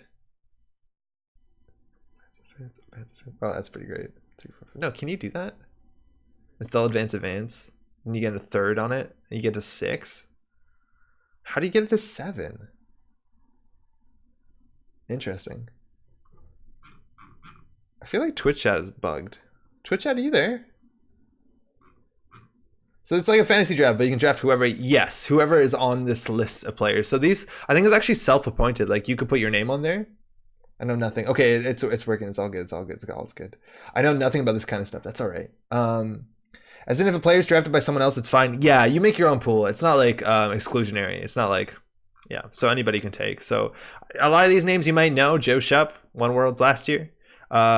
Is Chris Dyer in this list? It doesn't look like it. I'd assume he'd be at 6 points if he was. Okay, so Dyer's not here. We can pick some points. Chad, does anybody feel any really strong about it? I would love to pick on my Tug to Gut. I love watching Tug play. Very competitive player. All the best. Joe Shupp, also a really nice dude. Really fun to play. Wilfie also won a World. In their 6 points. Peter Dinya, is he from Hungary? I think that's Peter. Rotom, we played a lot of Rotom decks on our channel. Really good. And obviously Alex White, generally regarded to be one of the top players from the UK. You can't go wrong here. For sure. Klokotz, I made my team, but I would share with you that we both win since I made the winner team. Hey. Down at the 4 points, still some really good strong players. We got Aaron Solowski from Toronto, Canada represent. Always good to see. Eric Keelback, also from Canada, I think from Winnipeg. I had the pleasure of meeting Eric at Worlds last year. Really nice dude. Jackmate, I think is Russian. Pincel, I think is Russian. Or German, excuse me, German players. Blue Mercury. Seen that name before. Seamus, absolutely really nice dude. Did some commentary with him at Worlds. Big Wayland player, has a podcast. The Bagpiper, Theophilus Bagpiper, I believe it's called. Adam Rostica, Toronto represent. Aki, who you probably know as Blonde Hair Hacker Girl. I think they're doing a lot of the organization from Nisei stuff. I might be wrong. We got Dan Spinoza, Code Marvelous. I'm gonna miss people and feel really bad. Talassin. Talassin's a really nice dude. Kat Shen. You've seen a lot of Kat's art, actually. I worked with Kat last year making the intro for the Magnum Opus. Calfacel, you've seen on a channel before. There's a lot of names. Chat, this is overwhelming. I'm actually overwhelmed by this. Okay, let's go. You need a low-cost player. Pick Lost Geek, one of the first Eternal tournament underrated by costing only 1. Yeah, there's probably some names that are cost 1 point that are definitely worth picking. Because the math works out that you need to pick low-cost players, right? Like, what's the worst you can do? 5 players, 20 points. So you can do like 2 6s, you're at 12. Then you can do 2 4s, 6, 12, 13, 14, 15, 16, 17, 18, 19, 20, and you can't do that. An even amount of players sucks. So I think you leave points on the table probably. I think you do like 6, 6, 4, 13, 14, 15, 16, and then do 2 2s. Huh. Beckett? Is Beckett in this list? Beckett's a competitive player. There's no Beckett, is there? Oh, just as Beckett. There's 2 Becketts though. I'm assuming Beckett is Beckett. There's also probably yeah. There's other. Is Lost Geek on this list? Yeah, cool. Michael, also from Nice. Reality Check, that's a name. Raja also I think is a pretty competitive player. Didn't Raja win the one in Minnesota? All right, I think we're just gonna lock this in because this is overwhelming and probably not as compelling content as I thought it might have been. So I think we're gonna go in on it. I don't know. I feel like I need to just pick Team Canada to some extent. Aaron, if you're watching, are you gonna win? Because if you win, you're a really good pick. I think that's most people. Okay, let's pick at least 2 6s because that's a safe bet. I want to put my money on Tug because Tug needs to win Worlds at some point. And then from there, I'd like to pick Rotom too because Rotom hasn't won Worlds, if I'm not mistaken. So I'll do Rotom and Tug. Oh, Rotage too. Fuck, Rotage. Oh boy. Oh, this is not compelling content. Okay, let's lock this shit in. View profiles. So does it tell you what they won? Oh, okay, cool. So it actually does track them. Second Belgian Nats, regional winner, Euros, Worlds, Euros, Dutch Nats. Pretty good. All in Canada. I don't think there's enough players to get 20 points worth of Canada. But we'll do some Canada just because we need to. Okay, team name. Player, Asger, 6 credits. Let's go. Are another 6 points? It's either between David and Patrick. I'm going to do Rotage. That didn't work. Piss. We do David Saya. Why? I don't know. I met David. He's a really nice dude. I don't know if I met Rotom in person. Okay, we get some 4s in there. I think Aaron, he might be our 4 pick for Canada. Oh, Keelback too, though. I think Eric won the Winnipeg regionals recently. Yeah, let's just do Canada. Oh, I want to pick Seamus, though. Oh. Oof. Oof. Did Dander Jr. leave Netrunner? No, I think he's still playing. We see him on Netrunner. On JNet. I just don't think he's going to Worlds. I might be wrong, but he's still playing on JNet at least. Okay, Solovsky. Don't let me down, bud. Marostica also for 2 points is a steal. Adam Marostica. We need another 4. It's Seamus or Eric. I'm going to do all Canada. Eric, you're getting my 2. Keelback. Okay, how many credits we got left? It's like 2, right? 6, 6, 4, 4. My math means no wait, that's 30. Did I fuck it up? 6, 6 is 12 plus 4 is 8. Shit. Sorry, Eric. Fuck. Okay, we gotta do 2 2s. He played Philly regionals? Yeah, he played the PE deck of Philly regionals. You're right. Oh, we can do 2 2s. We don't have to use all our points. There's nothing from using all our points. It doesn't matter. Okay, so you're right. Lost Geek is definitely a thing we can do. Oguz, Hands, As, Naz. And then, I don't know. Is Raja who I think it is? Did Raja win? Did Raja win the regionals? I don't actually know. Freedom Kamalo. Oh, that's great. Okay, we'll put one in for Beckett. Okay, that's it. We'll do Beckett, and I said somebody else. I don't remember who. Can I get other Beckett? Is there only one Beckett? No, okay, Beckett. Beckett, mind you, is like a really young child player. I think Raja won OTG. Okay, we'll do Raja. I forget. I don't think child player is not the right word, but Beckett was like by far the youngest person playing Worlds by like a large margin, I think. So shoutouts. Okay, I think the math lines up.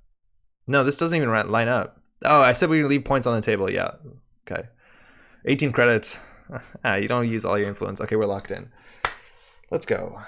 It's not sorted lexicographically. Damn it. Okay, cool. Any content you do is awesome. Other channels stream how they eat, sleep, and people get thrilled. You haven't seen how I eat though. It'd be wild. Okay, we're gonna play some decks. I keep opening this in another window, but that's okay. We don't need this one anymore. So I wanted to play that Swift deck just because I want to try Swift, and it seems like a good place to do it. Okay, there's Jessica's deck list. So we're gonna play that. It's a chance that's the deck list of the week for Worlds. Actually, that'd be pretty wild. But maybe the deck that wins Worlds just gets that. I think that's maybe assumed. So this is it. Cable Carnage's deck. It's called Dumpling Delivery. And the cool thing you see here is that it is a Swift deck, which is one of the new cards. Gives you a click for playing a run event. We're playing a fair bit of run events. On top of that, we're playing another new card, Mystic Miami, which gives you credits to play those run events, which is pretty sweet. And we actually have a fair bit of run events, especially run events that cost credits.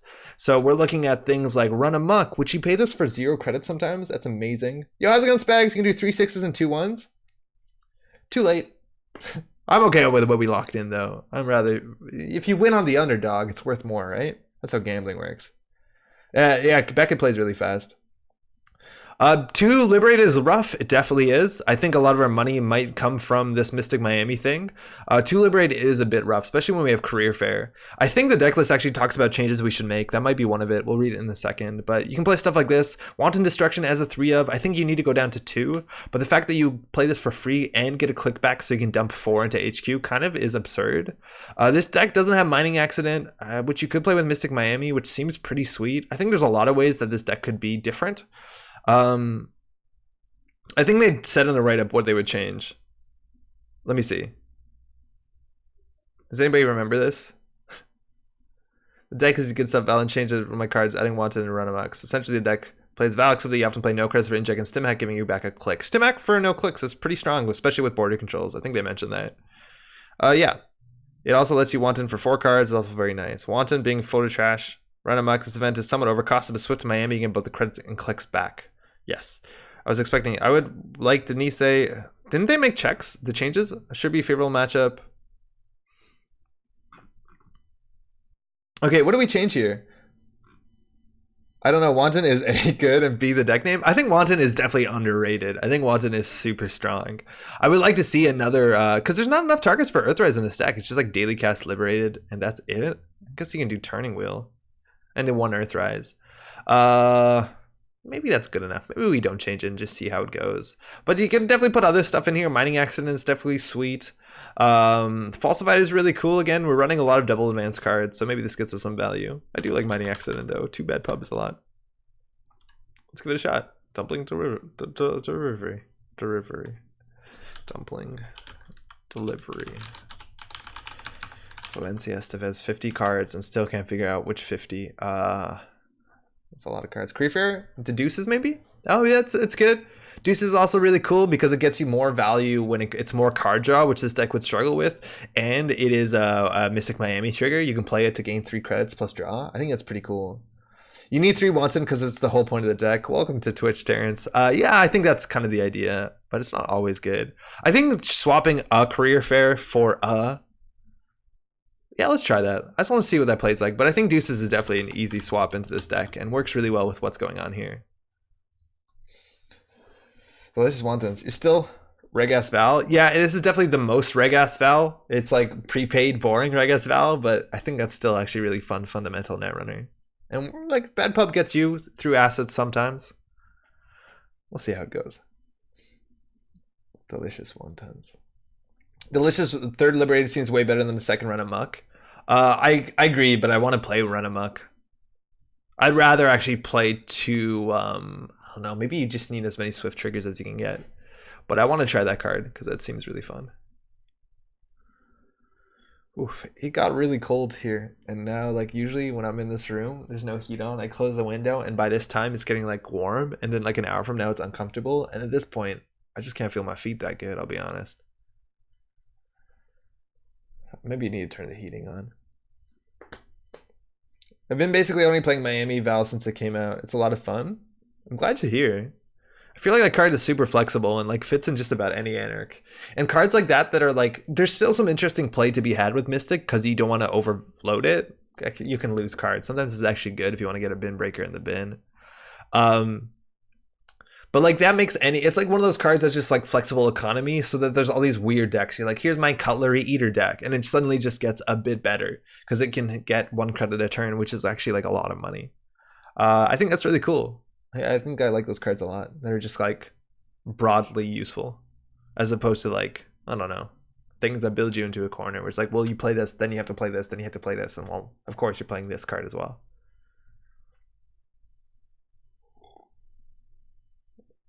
Sir Loathing. I don't recognize that name. Let's play some Netrunner. Ooh, outfit. That's fast. Bad pub. Can stack up. Opening hand. We got the Swift. We got some money. We got to inject. And we have a way to deal with barriers. I think this hand is definitely a keep. We have no tech against hard-hitting news. Actually, a single copy of networking is kind of interesting with Mystic Miami because you get that credit back, return it to hand. Oh, actually, no. Networking is free, and then you pay one for the cost. So that actually doesn't work, does it? But we do have opening economy, and we do have an inject. Swift, we don't have to play right away, obviously. But Wanton Destruction is really good against the outfit that's holding on to hard-hitting news, boom, and that other meat damage kill card. High-profile target.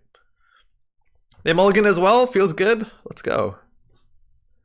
That's a 10-10 for the MU. Yeah, that's a really good opening hand. I'm going to just zoom in one, I think. So, bad pub. They gain a credit, or 3 credits, so it's unlikely that we don't want to play the mining accidents anyways in this matchup. Not always, but sometimes. And we just want to set up early turn to make sure that we have that economy. Hopefully we inject into the single career fair. Deuce's Wild, mind you, does clear tags. That's kind of useful sometimes. And I think largely in this matchup we have to play against not getting punitive. That's sometimes more popular than the hard-hitting news, just because that's a lot worse.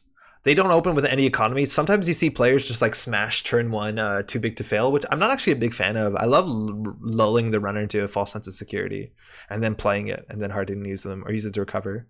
We lost the Black Orchestra, so we have the Code Gate Breaker. We have the Barrier in hand. They could be playing Run Amok.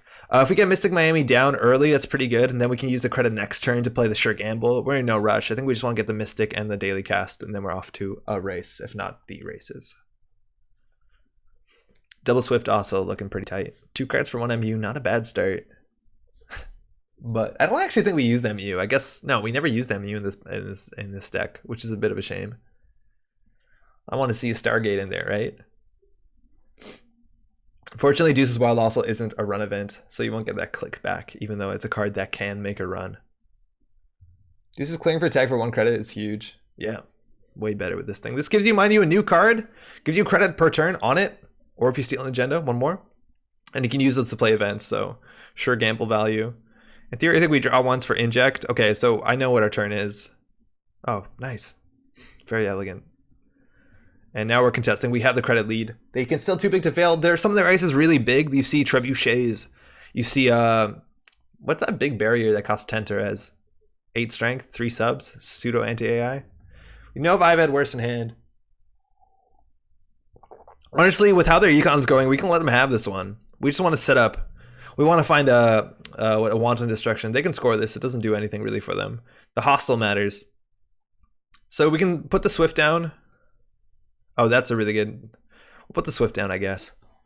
Let's install both turtles. They won't feel lonely. Yeah, I guess we could do both turtles. That doesn't really matter, does it? All right, so the scoring that out, that's huge. They might just leave it here, actually. There's no need to rush it out. It's 6 damage for us to steal it, which we could, and our hand's pretty garbage. I've had worse will fire. Then we get punitive, though, but our money's better than theirs, so we'd have to draw a run. Tithonium? No, I don't mean Chiashi or Tithonium. It has some, like, Hortelm-esque name. Oh, they score it. Fantastic. Bulwark, thank you. All right, we could just run HQ here. We could also, like, Dirty Laundry Archives. I think we could maybe even consider Dirty Laundering HQ. The only thing that they res here is... Oh, actually, there's a fair bit. They can res Afshar. They can res Icewall and Marimati. I'll keep this in hand. Oh, that's actually really cute. Okay, so we'll do this for free, or archives. So it's clickless, and it just, hey, here, have 5 credits. See what's in archives. They threw in an IPO. Wow. I think we want to throw the paperclip up, so we'll start drawing at this point. Here, if the Afshar fires, it's not that bad. We lose 1 credit. And we want to play a run event to turn. SSL endorsement. Okay, that's really good for them, obviously, because it gives them the money they need. And we have the deuces next turn. And we got a credit for Mystic Miami as well. So I think we just want to maybe draw once more. We can throw out these 2.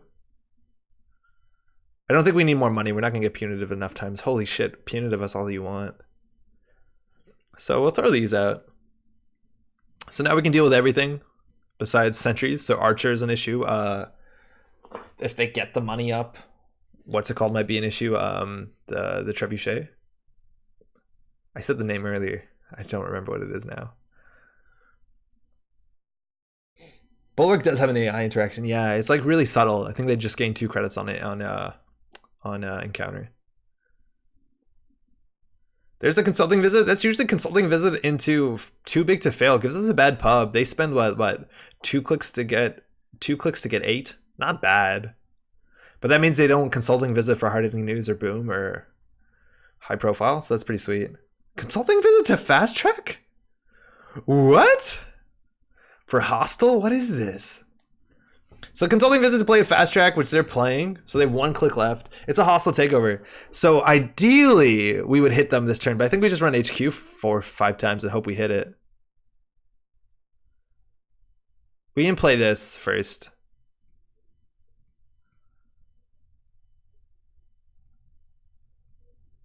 It's an enigma. So if we run it, they can't score. So we'll run HQ. We don't get a click back, mind you. This isn't a run event.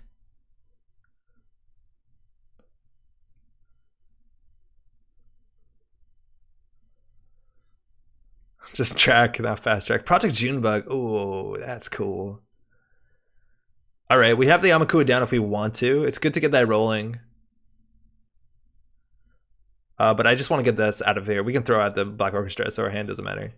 It's going to be easy to get Amakua tokens after anyways. So we have a 1 and 4 here. They can fire Snare, but it's really going to be okay for us. That's a guard. Ooh, that's aggressive. Luckily, we can Amakua it. So, again, 1 and 4. The Swift auto-resolve? Yeah, it looks like it does. SSL? Okay, well, this can be the game here. We have a 1 and 3 of just winning. 1 and 3? Damn, we're good. Fast tracking an agenda into hand while you're already holding 3 points seems a bit rough, and they just left. Beans. Yeah, that's rough. Maybe they had a bad opening. I don't know if they mulliganed, but they really called attention to hand. They could have rezzed the Enigma, which would have slowed us down a small bit. They mulliganed. I don't know. I think at that point, like a really good play is just jamming the Junebug. If they jammed the Junebug, we probably would have ran it.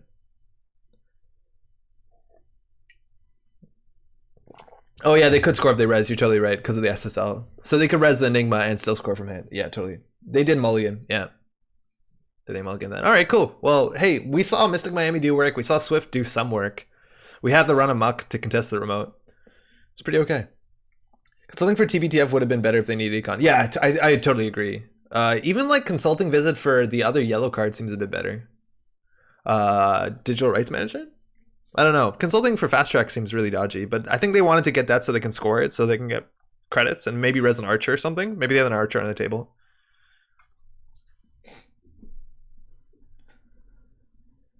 Andre, I need your HQ RNG luck. Please pass along. Oh, if I could, it would be my pleasure to pass my HQ luck along. But like, hey, we hit it 4 times, so. All right, Paulina, here we go. All right, opening hand, econ, turning wheels are multi-axis. MK Ultra is okay for early access. This might be good enough to keep. We really want to get a Mystic Miami early, right? Oh, this is John. Hey, John.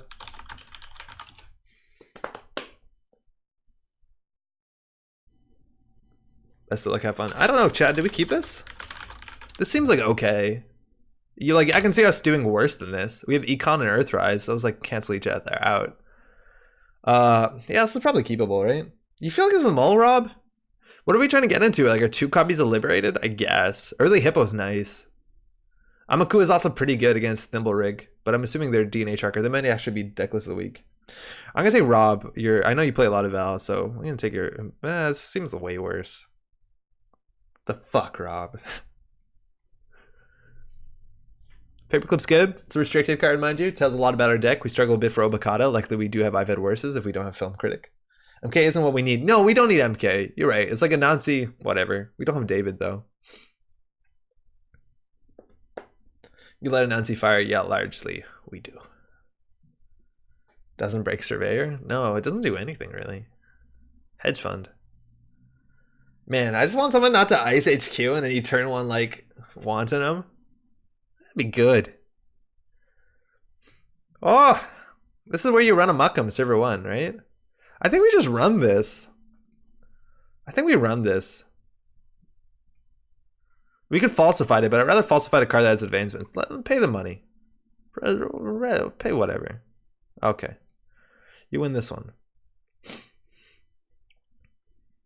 Did they mulligan? They kept. Agenda in hand, not unlikely. Top of R&D seems less good. I think we need a setup though. Like we need a way to deal with this, and we have a couple options. We don't have either of them. I want to keep dive at worst. I don't feel like we need to hit it. I think we want to draw, but if we draw once we give them a credit, daily, they're going to be on 10 when they score the Rashida anyways. So we can draw daily casts and throw the paperclip.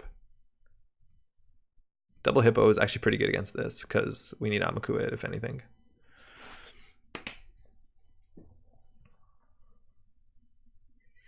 Maybe they're just protecting a Nisei or something.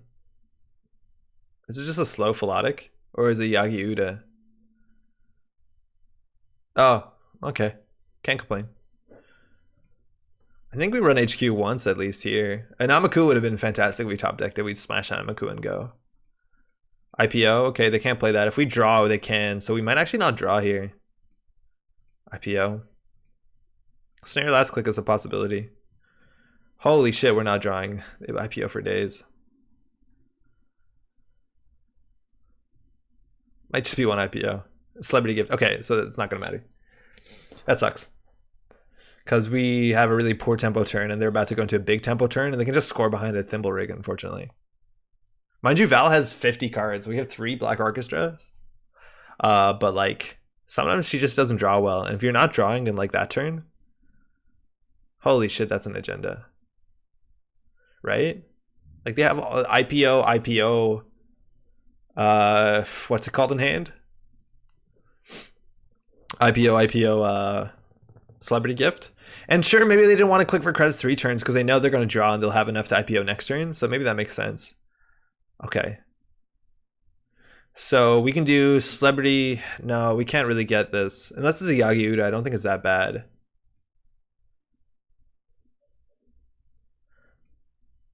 Oh wow, Turtle is actually really intimidating. Okay, so now we could consider hippoing this. That's Lacosta anything? Yeah, it could just be Lacosta Nisei, but it looks like it's just Rashida. So they need to protect centrals because Amakua is a real threat because we can get through this Thimble Rig for free with the bed pub. We do have Hippo. We also do have Falsified. So we know Server 100% is an acid, or sorry, an upgrade, which is really important. Not only does it give us 5 credits or 4 credits, 5 with Miami, but it gives us an Amakua counter, which is clutch. If that is a Lacosta, they might want to pre-res it here. I guess they don't know we're on Falsified in Val. It's kind of a tough read. And we know their hand's IPO. They can play and a celebrity gift. They can play an IPO here for sure. So I think it's like Ice HQ IPO. The fact that they ice R&D over HQ like preemptively makes me think that maybe their hand isn't that ripe.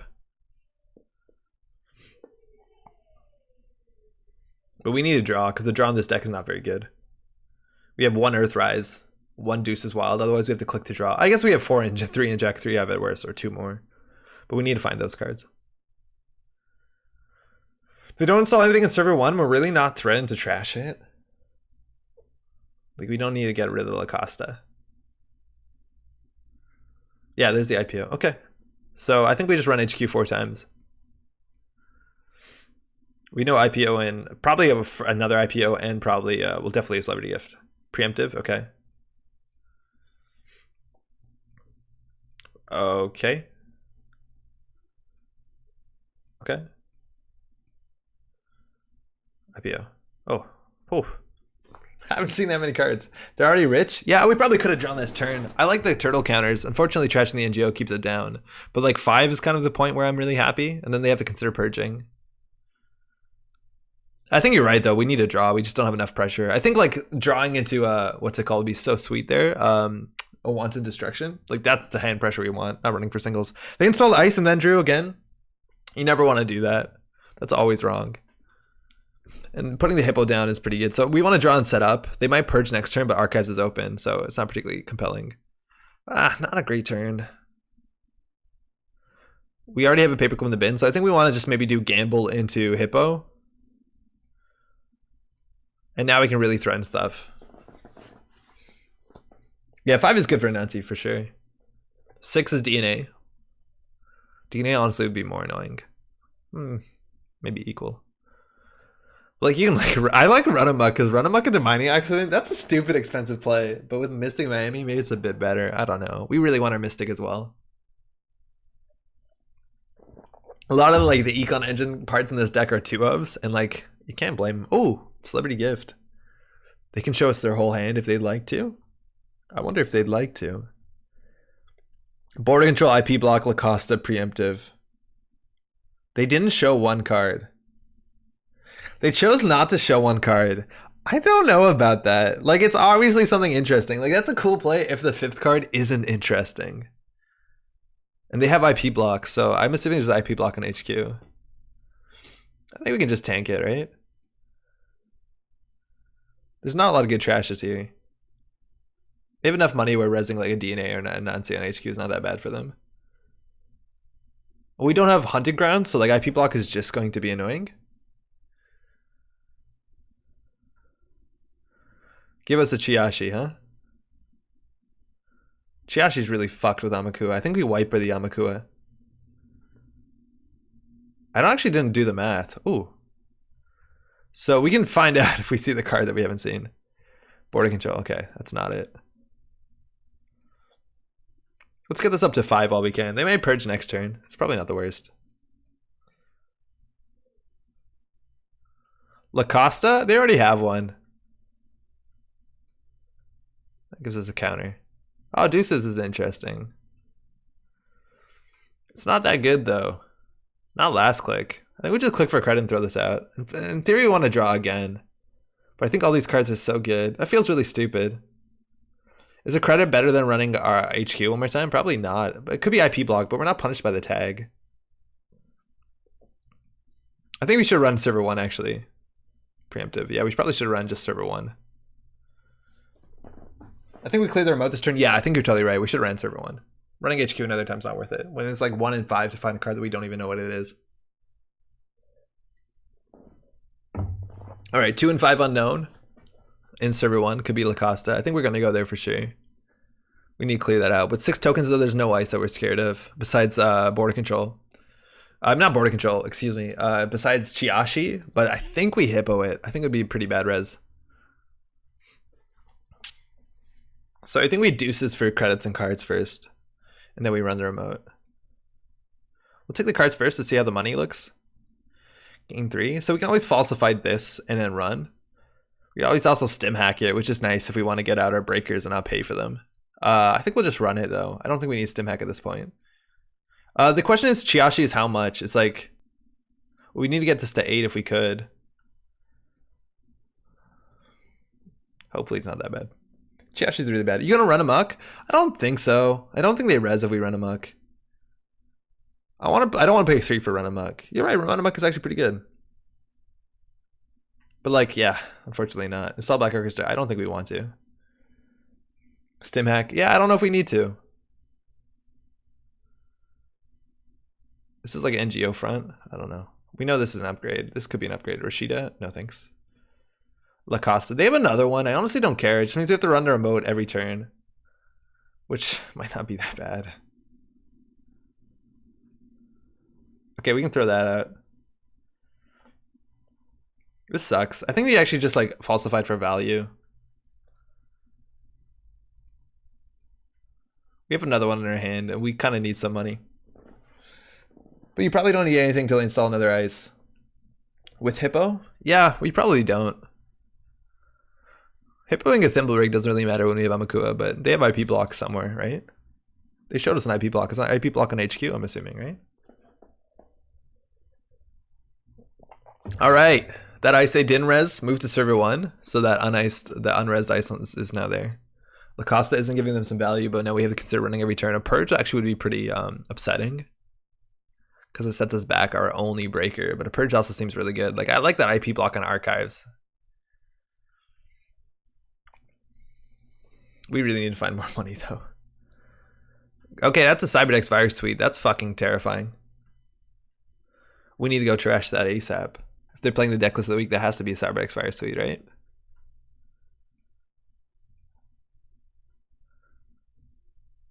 You gotta trash this now before it's a problem when you check the remote. Fortunately, yeah, there you go. So they're gonna hit it. That's fine.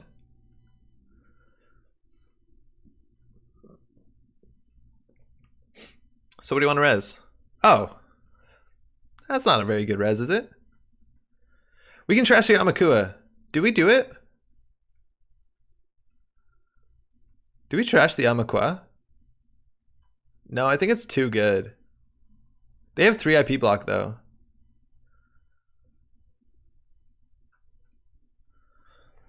That sucks. Oh wait, we can hold on. We can hippo this. Oh yeah, no, we will install it.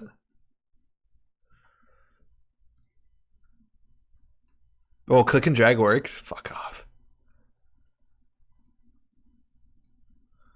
We'll take that tag anyways, and we'll just break for 3.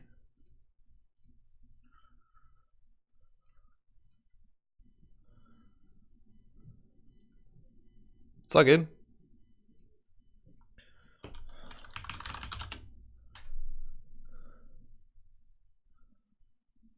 And we'll pay 1 credit. So we have a tag, it's fine. That's for the thimble.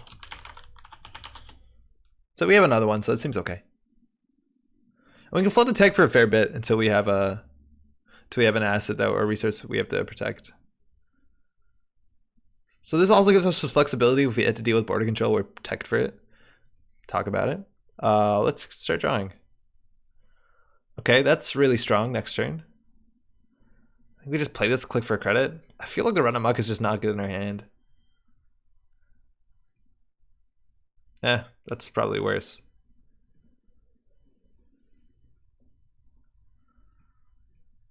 Okay. Yeah, Thimble's too good if we don't have Amakua. We can't pay 3 for it. We have to hippo it, but it's like pretty elusive. I think at this point we could considering wantoning. It gets most of their hand out. And it costs us nothing. Besides a turn. Are they jamming? It's not a bad time to jam. If they don't jam, we'll wanton. Run amok is how you interrupt scoring attempts. Yeah, totally. I can see it. But it's not a stim hack, that's a problem, right? Okay. That's not as good. Okay. We need to set up, we need to stabilize our economy because we haven't, or we just need to get enough Amakua counters. Both of those seem like reasonably good things to do. Because that's a boarding control. Boarding control wins against run amok though. You can draw once, run archives 3 times. Then we throw something out. I think we just run archives 3 times. Not very exciting. But like we're really hinging on this turtle to do good. I wish we had more valued runs though. Oh, I'm an idiot. Oh, fuck me. That was stupid. That was a waste of a click. Did we learn anything? Whoops. Okay. Don't do that, chat. Yeah, totally.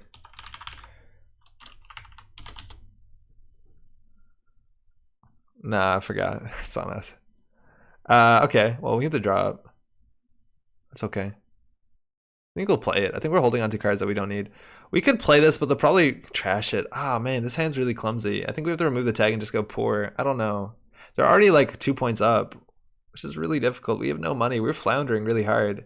A Mystic Miami would have gone pretty far at this point. We have 2 stim hacks. I think that's how we probably try and win.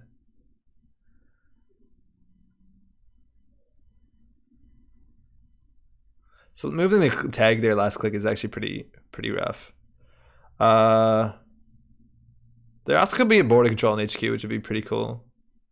We have to throw out 3. This is good. We know this will fire unless they pre-res, which they're unlikely to do. I think the wanton is... We have 2 more in the deck, whatever. This is rough. We really got to get going. And going is what we're not doing. Going is what we're not getting. We have to get going. Fortunately, removing a tag and selling a daily cast is like a 5-click play. 5 credit play, sorry, 2 clicks. And then it pays off 8, but, well, 5. It breaks even. Okay, so luckily they're not advancing the game. Like, they totally have it right now. I think we'll draw once, remove tag, play daily cast. Maybe we draw a gamble. Okay. Like, they should be trying to close the game off because they have it right now, and they're not. Like, they're just playing the IPO. Maybe they need the money. Maybe the remote is incredibly expensive, but I would have pushed for the remote for sure. It looks like they're also playing the decklist of the week, so we know 3 IPOs, which is an issue. And I don't think this daily cast is going to pay off in time. They should just jam border controls behind like DNA trackers and whatever, and it's good. So I think we need to stim hack this. Okay.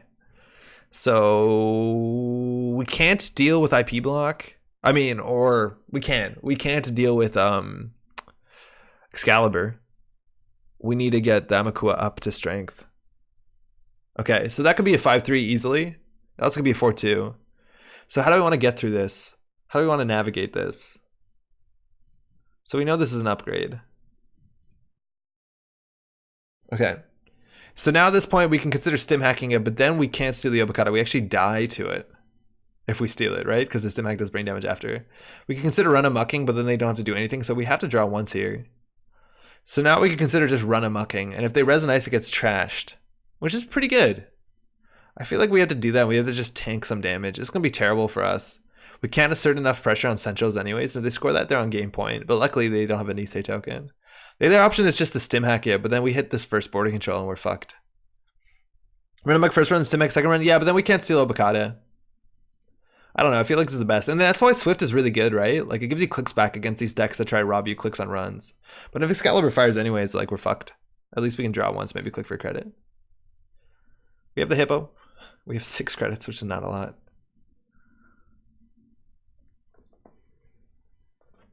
Can we figure this out? So if they res an ice, trash one piece ice out as res. So we can choose it, which is cool. Excalibur, that's fine. So it looks like they can pop a border control. So at minimum, we're going to trash an Excalibur.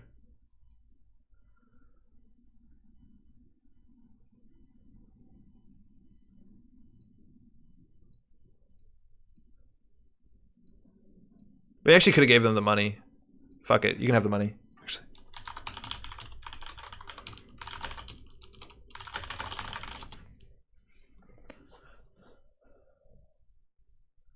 They might not pop the border control, and then we could trash it. Maybe the falsify should have been for info instead of for credits. I don't know. I feel like we need the credits, and we need the counter on here so we can break Enigma, which they have one of.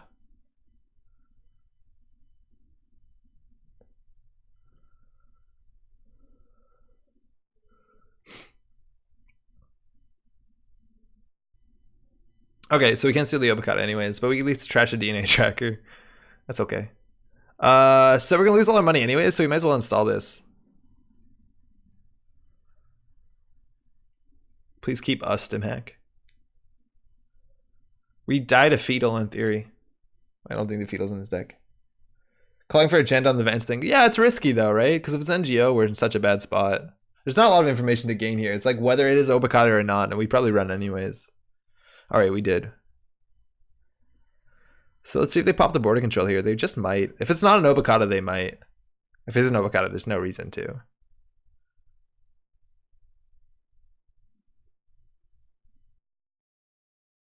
All right, no money. And eventually we can break this with Amakua. All right, they're thinking. That's interesting. This server's gonna get teared up if they use a border control. Like, they also lose the DNA tracker. That's massive. This server became terrible. Please use the border control.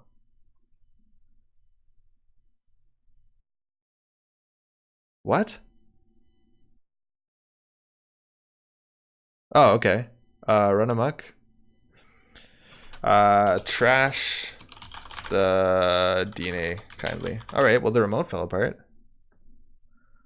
How do I do that? Woo! We can draw, take a credit. I think we need to draw because Obokata's on the table. Wow, that was good. That defang, that remote. Fortunately, they might be on game point. They score an Obokata. Wow, their actually credits mattered. Spending an extra credit on our part for the hitting the DNA actually would have been really good. It would have robbed them. Right? Like, they wouldn't, we lost the money anyways, and they would have been at 10 credits. I think they have another IPO in hand though.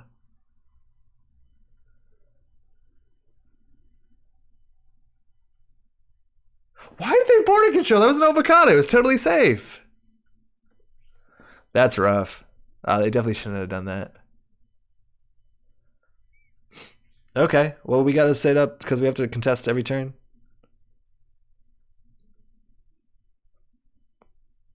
Yeah, that can't have been right. We'd spend more than 4 on this run anyways, so being an NGO would have been fine too. NGO is the one bad thing, you're right. But they've been dawdling for a while. I assume they would have jammed NGO. I guess they could have just top decked it. Yeah, they didn't need to end the run there. That was Obokata. Their server fell apart. Thimblerig confuses me. Oh, you can use it now. You gotta do it.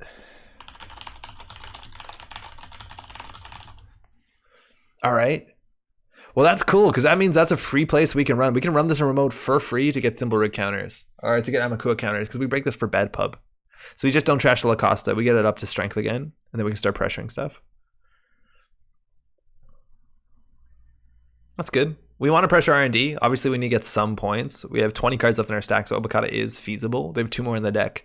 No Nisei tokens so far, which is honestly a problem. Okay, so we can't farm. Maybe we can farm. I don't know. I feel like we need to get this Earthrise down. I think we just need click for credits. I think we need to stim hack this. I think we need to stim hack like all the time. We have no MK Ultra, right? Yeah, we do actually. Okay. Okay. We have Hippo. This actually can be pretty good for us. I think we'll stim hack it. We'll draw once so we don't hit the second stim hack. Oh, that's a really important card. Okay, well, good luck us. We can wipe out the server. If they res this, we're very likely to Hippo it because we can probably break it unless there's another Excalibur, which trashes this Excalibur. Okay. Unfortunately, not getting too much value from this. I think we'll just wipe the server for free. If we lose the Liberated or this, it's really bad. They can move the Thimblerig. Looks like they're not going to. So I think we trash here like what? An Anansi? I mean, sorry, Rashida? Oh, Biovault. Okay, we can't have them have that. We'll trash that. Sure, it's free.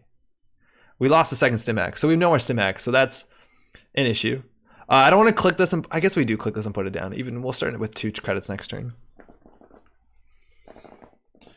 All right, no stim hacks out. No way to recur them. We're on 0 agenda points. We gotta make sure we have enough cards in our hand. No Swift, no Mystic Mamie in sight. All the cool stuff we have in this deck. We're through our run of Mucks. Those are both gone. Wantons, 2 of them out as well. That's good. That's good. That plays around the Thimblerig or the Hippo. That's a good play.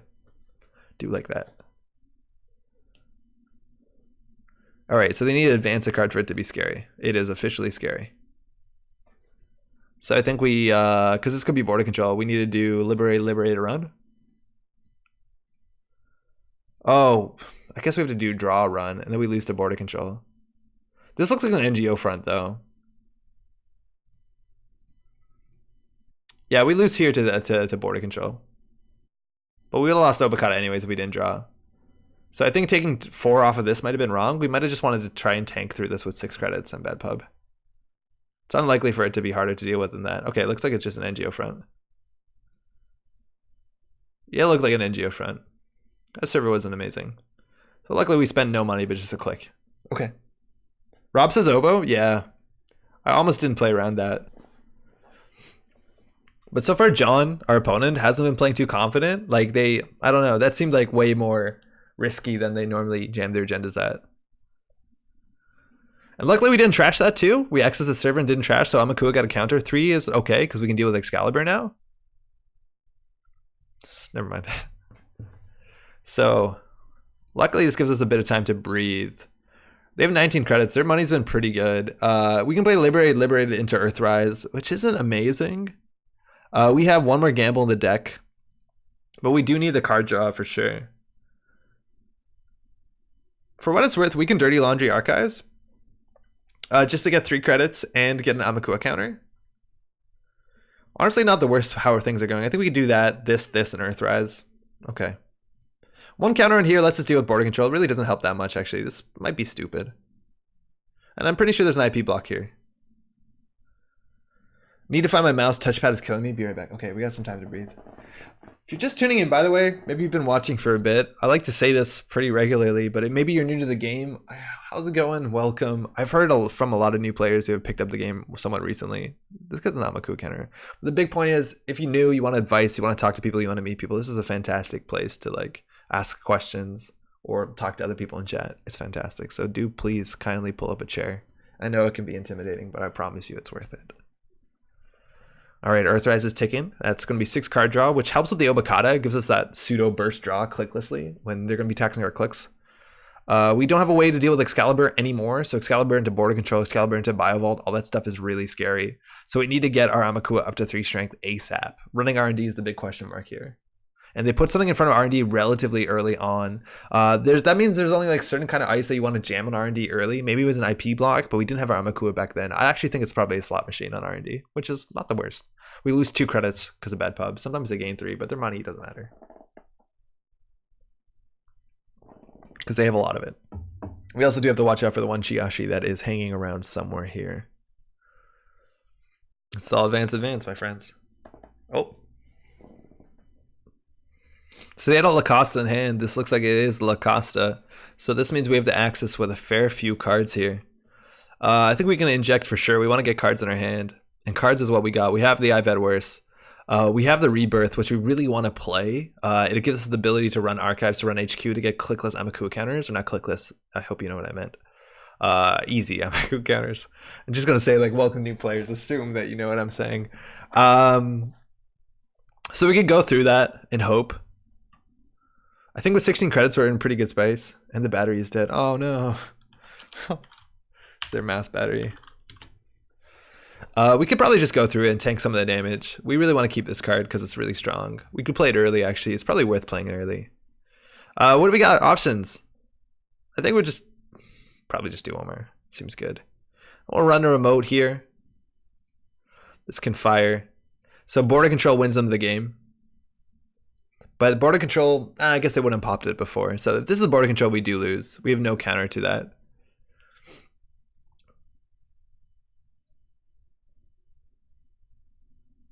Please no BC. Don't wall hack me. Ah, beans. Ah, GG. All right, that's border control. We have no way around that. So we can't make another run. And it looks like that's just an Obokata. Maybe not even. It's a Nisei token on top of that. I'm telling you, Excalibur is really strong. This deck runs 3 of them. There's a big reason why. It's actually very hard to deal with.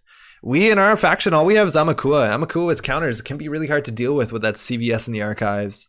Maybe we need to be a bit more aggressive and run R&D a bit more just to get those Amakua counters. Sounds right, but we need to steal agendas to win the game anyways.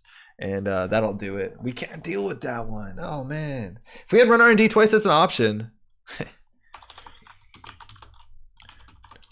Would you mind kindly resing all?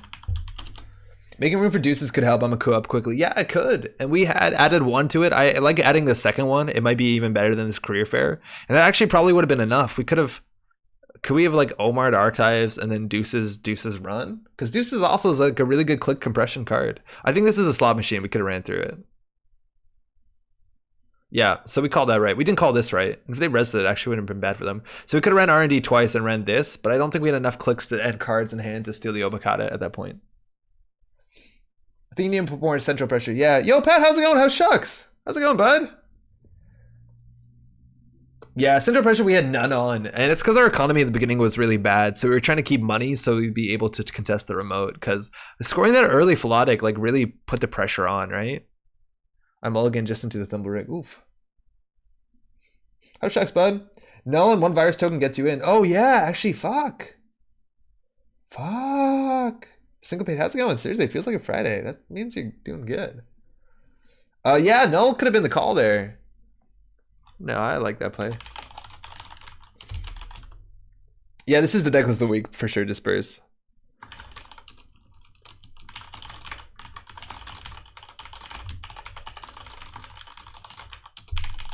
Yeah, Rebirth and Denal, I didn't even consider it. It's like totally that play. It deals with Excalibur. We knew what it was. It was like, if that's Excalibur into border control, we flat out lose. And then we didn't respect that at any point. And I think that would have been okay. We had enough cards. We had like, what, 8 in hand? No, we had 6. So we can go down to 5, steal 4, and then we make it more likely they hit the I've Had Worse. That would have been good. Pat says Shucks starts tomorrow, just got to my hotel. Hey, Pat, is there anything we want to say on this channel about running into Pat at Shucks? If people somehow are watching this, like, come say hi, come play Netrunner. What do you want to say? Hey, thanks. Thanks, John. Cheers. Yeah. If John is on YouTube chat, we got to talk about that Obokata play. Yeah. I don't know. It's a good pile on a deck. 3 border control, 3 Excalibur. Like, start a deck. It's a good way to start a deck. And then Lacoste on top of that obviously is really cute. But Nisei tokens I think are the really big hit there. This is like the closest to a T deck, right? Where you get that click compression of like free advancements and the running stuff like that. All right, we're gonna play some SSO. This is actually this is Jesco's in chat. They were in chat, no longer in chat. Went to bed, but they recently came out with the first GNK kit like 3 weeks ago. They're really nervous about them, and look at them go. 14 influence, not all 15, so definitely ways you can probably optimize this deck. Maybe a third DRM, I don't know. But we definitely want to play this. They say specifically in the write-up that this is not a Kayambi grid deck. They say it's way more rushy than that, and this seems very similar to the other decks that I've played of this sort. You got the mass comms, you have double punitive and only double punitive. Wow, that's interesting. Too big to fail, that's also interesting. A lot of times this deck doesn't need the money because they can just mass comms out if they're poor. But if they're playing on 2 punitive, maybe you want to see like what's it called, that the one that lets you search for cards, Consulting Visit, because the punitive play in this deck is actually really strong when you have things like CityWorks Project, let alone on top of that Dedication Ceremony, which is a card I never liked in SSO. The Ice Suite, you have 1 guard, which in the write-up they talked about how this is interesting because generally the sentries in this deck aren't that compelling, and this helps. Mouseless and Whoredom, I do love over advanced Mouseless way more than I love overlands Whoredom. Wormhole is cute too. Maybe I'd switch that. Masvingo is tight. Ice Wall is actually really cool to have something strong. Border Control is cool, and I honestly don't like Asteroid Belt. I'd rather play Masvingo over Asteroid Belt. Lamb isn't in the game anymore. Anything that scales with subroutine is better than anything that scales with strength most of the time, just because of the existence of David. I like that way better. Hey, John, good game. Oh yeah, John says, Pat says, I'll have Netrunner decks with me, going to see if there's a meetup plan. Anyone who spots me should be at least say hey and treat me like a big celebrity. Pat, hope you have fun, eh? I'm glad you're out there. I'm really excited. I wish one year I go to Shucks. Maybe we'll make that next year, but it seems like a really good convention. Hey, good game, John. Yo, real quick, John. In that game, the turn that we run amok the remote server, and it was like Excalibur into Border Control into DNA Tracker. You res the DNA Tracker, which I think was fine, but then you use the Nisei token, or you pop the Border Control. We had less than 4 cards in hand. You didn't have to do that, and we wouldn't have stole the Obokata, and you would have a good remote. I think that was the only goof I saw, besides also like installing ice before draw, but that was definitely a good game. I feel like the Null could have done it, but we were pretty far behind. Let's play this deck. Huge to notice, Biotic Labor. That's a big card because we have Red Planet Couriers, so we can score out the game. Yeah, it's in Vancouver, British Columbia. Let's do it. What's it called? It has like some pun name. Let's go. All right, let's go. I think you have Ida Worse. It doesn't matter. I've had Worse doesn't fire if you have less than cards in hand. So if I have 2 cards in hand and I need to take something that does 4 net damage, I'll die before I've had Worse fire. So I just can't steal it. Special Report, no, it's a power card. Special Report's cool. You can play Special Report over an Attitude Adjustment. I think Attitude Adjustment's pretty interesting too. Oh, I'm not gonna know how to. Let's go. Let's go. Oh yeah, I didn't have to do that. Okay, that's right. Let's give her a whirl. 14 influence. I feel like there's a way we can maybe put 15 in there. What's a good 1 influence card? I don't know. Avocado's wording is weird. It just says suffer 4 or take 4 net damage. So, but the thing is, no matter what, in Netrunner, if you ever have to take more damage than cards in hand, you die. It doesn't matter if you have Ivan Worse, you just die.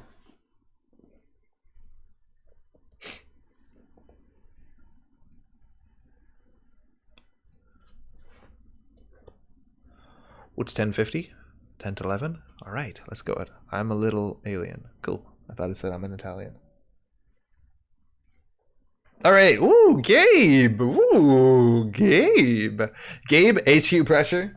That's 1. Sneak Door Beta, that's 2. So turn 1, we have Whoredom on HQ. That's largely it. We can DRM down a card.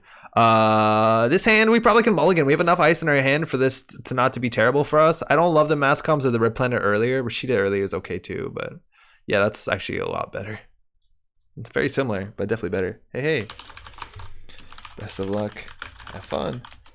What was that about installing ice before draw? Yeah, it's one of the best things you can do is plan your turn. This is like very good. Oh, cheers.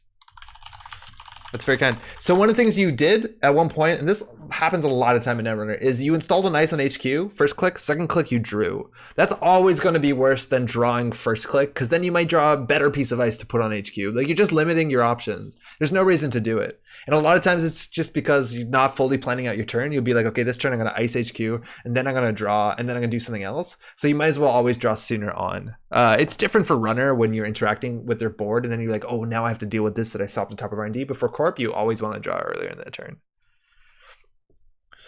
Best of luck, have fun. It's something like I feel like a broken record to some extent. I know I always say that. Oh, glad you enjoy it. Okay, so ice on HQ, really important against Gabe. We can also hedge fund up with no real cost, and from that on, we want to DRM down and ice that up. Inside job can be a problem for the remotes. Hopefully we DRM something impactful. I don't know. Generally want to go a bit slow against Gabe to some extent. Also, you can't tell if they're playing Gabe. Sometimes they have a limited card pool. Maybe they're playing just core set. Maybe they're new to the game. So that changes what kind of cards you have to play around. Like you're playing around inside job, tinkering, stuff like that sometimes. Sec testing. Okay, so they have a full card pool. We want to ice on everything, which we're actually pretty good at doing. We can also just score this. So they can run and get 2 credits, but then they're interacting with us. They're risking an imaginary hard-hitting news if they care about that. A punitive also seems a bit scarier, but we only have 4 cards in hand. We did mulligan as well, so it's not that likely. Ooh, that's a big play. This is an R&D, so they're not going to access, but they're going to get 5 credits, so the punitive plan seems a bit worse. That's a very good opening for them. Find the truth. Ooh, this is super aggressive.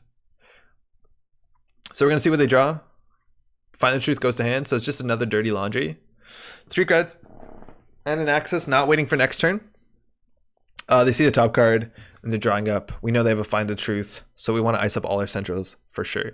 We want to get advancement tokens on those cards as well. Maybe we're going to outscale them. Maybe that their breakers aren't good enough. For what it's worth, here we could DRM dedication ceremony, and like we can DRM to get down a CityWorks project and dedicate it, and then they'd have to take a lot of damage. If we had a punitive in hand, that'd be a good play. We don't. We'll just put this on HQ. Throw one of these out, I guess. Actually, no, that's wrong. Maybe we want to play the too big to fail. I don't know. Maybe this is better than too big to fail. I'd imagine it is. Too big to fail doesn't seem amazing in this deck when we have mass comms in hand. I'd actually like to fix that. I want this back. Hold on. Sorry. Too late. Whatever. Find the truth. They're going to see the top of R&D. Maybe they also have RNG key. Running archives. That's the sec testing. So now they see the top card of R&D. So now they know if they need to run. So we need to ice up everything. I really wish that we had this over the TBTF. We can also manually start advancing this, but it's pretty bad. Croter coming down. Interesting. We have the Hortum for R&D. Seems like a pretty good start. We also could jam it into the remote if we want to be really aggressive. But with sec testing, I feel like we want to ice up everything. Not amazing.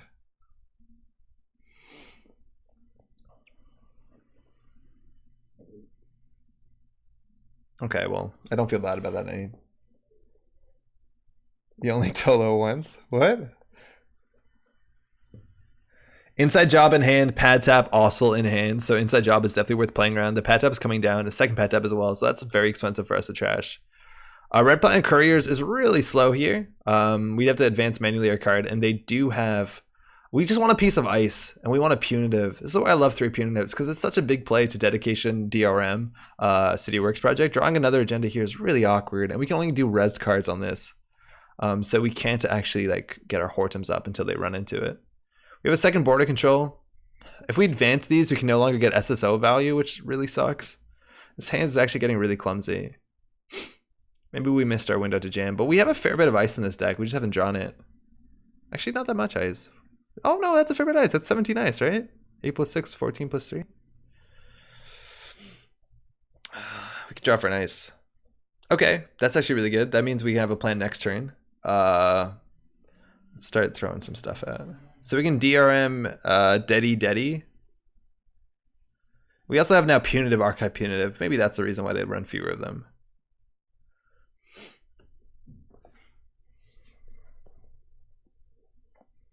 Not a great turn.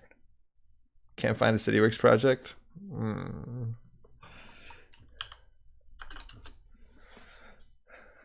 Sneak Draw Beta also might be coming down at any point now.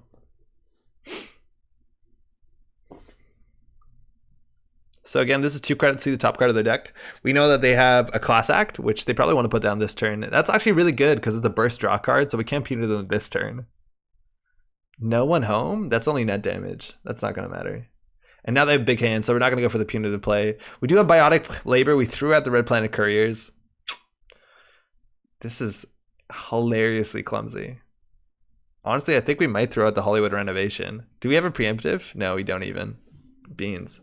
So they drew Amakua, John Masanori, Diversion of Funds, and Sure Gamble. We don't know if they have a way to deal with code gates yet, let alone our fake card here. And we have 2 Biotics, right?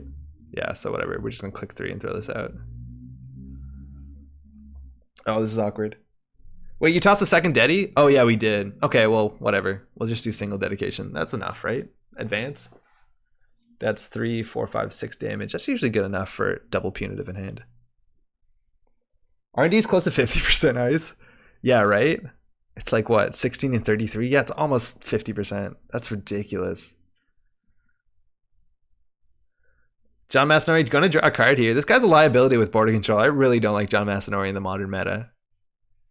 Like, you border control them. You biovault them. You Nisei them. Like, there's so many ways. They hit an embezzle off the top. That's fucking terrifying. Amina down. Oh, shit. So, unfortunately, I think we're just going to get embezzled. I think we have to go for the play anyways, though. DRM. CityWorks, install, new remote.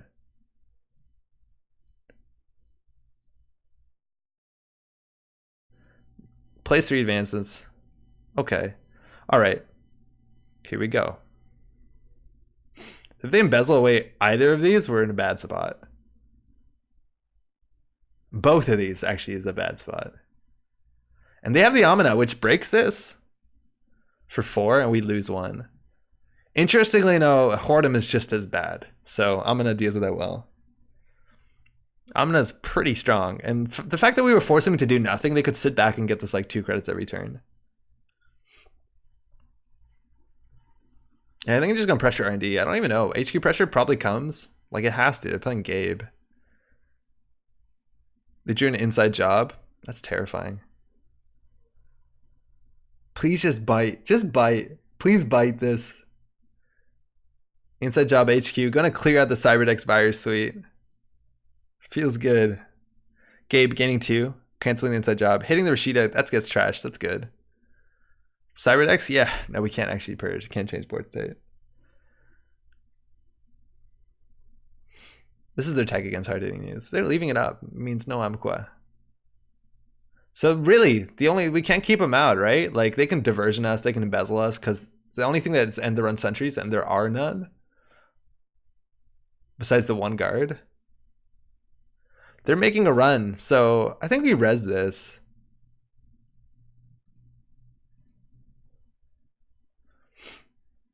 We are fucked. So we lose a credit. So we lose 5. They lose 3 with bad pub. Single axis. Gonna hit the Hollywood. Punitive. Okay, so they know what's up. So they probably want to embezzle this click. We only have 3 cards in hand. One of them is a punitive. We can't purge. Yeah, there you go. Okay, so this is a problem. All right.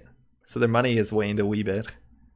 Embezzle. They're going to hit operation. They hit only 1, and they know we have a Hollywood renovation in hand. So I don't know which is more terrifying. We're just going to go ahead and score this one. Ooh. So now we can, in theory, consider winning by drawing our last red planet and our last biotic, which criminals can't do much about. Oh, Surveyor's pretty good. So now they run HQ for 1 credit, we lose 1. But they're going to diversion of funds us here, right? Yeah, there you go. How did the last game go? Win or lose? I had to turn off. Oh, we lost. We got locked out on a border control remote. We had to play to not lose, but we were at 0 points and they were at 5. So it was going to be really hard. All right, diversion's going to put us down to 5. Trashing this actually is probably good because it's something we can res to dodge a diversion. Not amazing. And we can't deal with these bad taps anymore. We had a really bad opening. If we just ice all centrals, they'd have no money. I don't want to res the Whoredom because we do have the hedge fund in hand. And this doesn't do enough. They know what's on top, though. And punitives are pretty bad when they don't have any agendas, or when they have more money than us, excuse me. Now they don't know what we're drawing.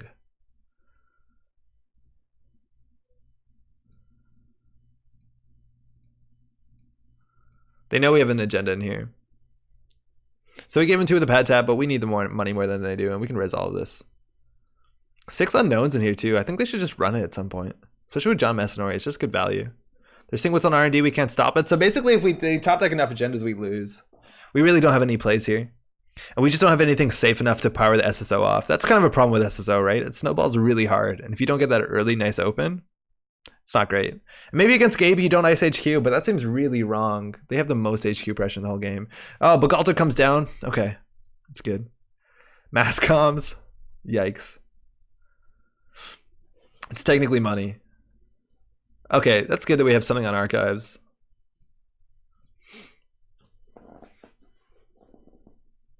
Yeah, I was way behind when I left. Yeah, I didn't get that much better. We did trash a remote really well. We got their 3 ice remote down to single Excalibur. That was like the best we had. Okay, here we go. So this is gonna be bad. They can break this. I think it's relatively cheaply, right? 3, 4, 5. So for some money, 5, and then gain 2 back from bad pub. So not expensive.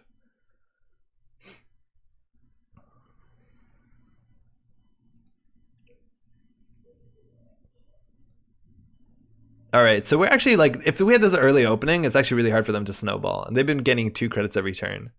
So, and also sitting on top of our deck. They got another embezzle. That's an issue. They see a Hortum. They know we still have an agenda in hand and one of these. What's it called? Punitive, which really doesn't matter that much when we have 4 credits. They're now trashing the Cyberdex Fire Suite. It seems okay. They're running here. We might as well res it. We don't have any more dedications to play on top of it, which is miserable. But we don't really have any plays anyways. And like now clicking to 3 is terrible because they're gonna, oh fuck. Clicking to 3 is so bad because they're gonna put us back 1 time with Amina every turn. We don't have a restricted card. There's a small chance that they're actually on the current. This is so bad. So punitive is off the table now entirely because they're on game point. On top of that, it's also really bad because they know it's in hand, and so they'll embezzle for operation and try and hit it. For what it's worth, they know the winning agenda is in hand. They should just get it. Data Sucker is going to be a problem. Yeah, we're very, very, very unlikely to win. We basically need to draw perfectly boarded Biotic Labor, perfectly into the other last red plan curries. We need to get enough advance encounters. We need to get 9 credits, and we need them not to be embezzled when they have an embezzle in hand. This is brutal. But like not many people put that many aggression turn 1. Criminals do really well, let alone Gabe. Icing HQ seems like a non-consideration. You just have to do it. And if SSO doesn't fire, we just have a deck with a bunch of bad ice, like Wormhole and Asteroid Belt. And look, we're just gonna be down 1 credit every turn. We might want to single advance this and single advance this just so that we can consider like mass calming out, which seems okay. Because we're not going to get an SSO trigger and we need advancement counters on the table. Also, that turning wheel's getting big, so eventually they can just flush out HQ. They should just slam into this Hortum, maybe give us a credit. I don't know. Maybe that's wrong. Caddy might not be necessary. Oh, wow. That's good.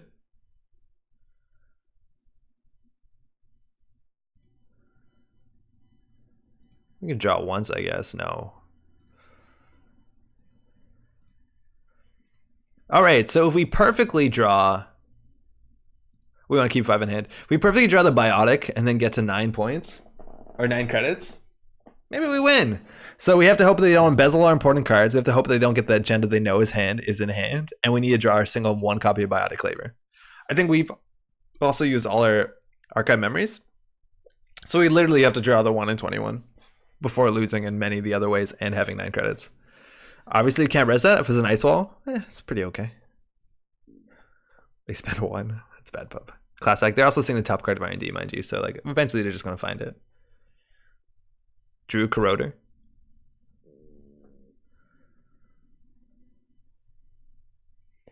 Why not mass comms there? Hey, Cheshire. Oh, we could. The thing is, if we mass comms there, we're just getting money and they can just diversion us. It's not amazing. It's okay. Mathing? Uh-oh. What is it in math? I don't know. I don't like getting money last. Like, I want to play 2 money cards in a row. Like, I would do mass comms into hedge fund or something like that. Or mass comms if we have our biotic. Because otherwise they're just going to, what's it called? Hit us with diversion. I don't know. I haven't been paying enough attention to see what they draw. Keeping 5 cards, though, yeah, I think that's actually the most important because they know there's an agenda in here. Okay, this embezzle. If it hits the Red Planet Couriers, we do concede. Because that's our only win con now. We don't have a remote. Oh, yeah, we don't have. Because we also got rid of all our, what's it called? Dedication, so we can't actually jam. So keeping cards in hand is good. So, mass comms? Okay, we can concede now. Good game.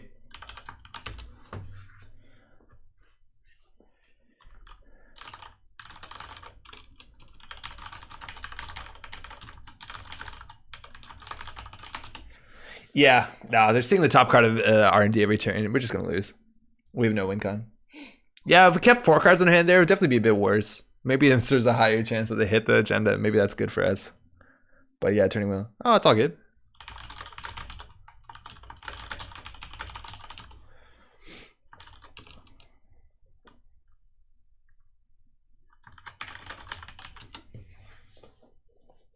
Yeah, we didn't start that well, obviously. We drew like 1 piece of ice. If we got ice on all centrals, kept them off, like, look at this. Our deck is mostly ice at this point. Like, border control, that's sweet. That's how you don't get embezzled or anything. We have the guard coming up, which would have been pretty okay, because they can't inside job it. And then, again, the biotic labor is pretty far down, so whatever. The fact that we lost it doesn't matter. Hey, cheers.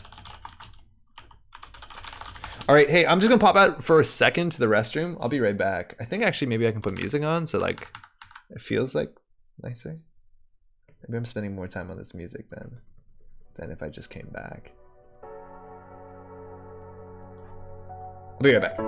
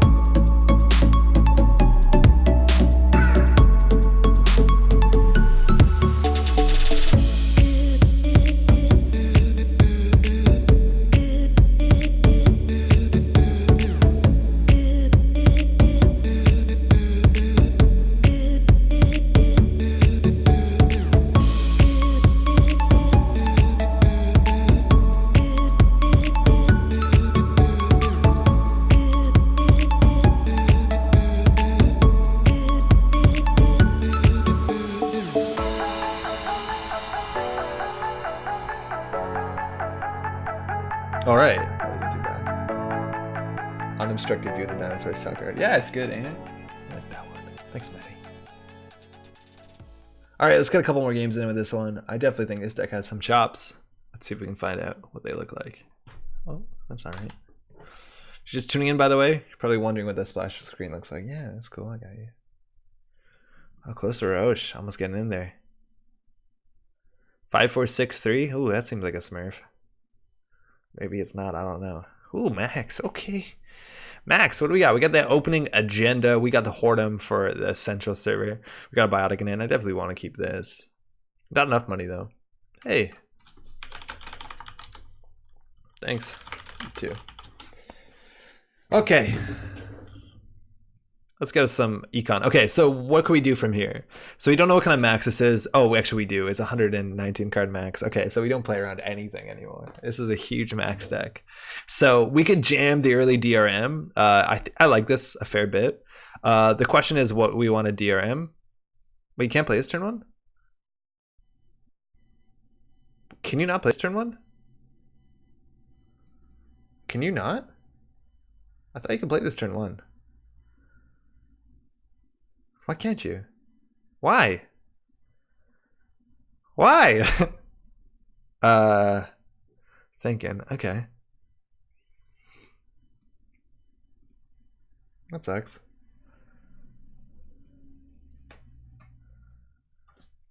Same as shipment from tenant? Oh, shipment for tenant makes sense. But why? What in the rules says you can't do that? Fork District 99, okay. Runner didn't have a previous turn? I don't see why I care about that. Like, I get it. I just don't see why I'm... Fuck. I don't see why it matters. That's a bad start. So Punitive got a bit smaller. If they hit hostile, Punitive's off the table. Oh, they have a paperclip. Fuck. Shit. And we just got this on the remote? That's really bad, actually. I think they can't afford it. Well, whatever. So what does this do? Hollywood Reno? You may place one advance on another card that can be advanced.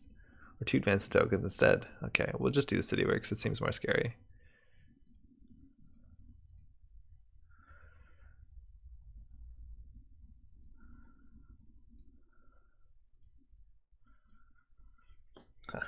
So you can't play first turn, yeah, right? Does reading first sentence of DRM make a difference to your interpretation? Let's see if I read it.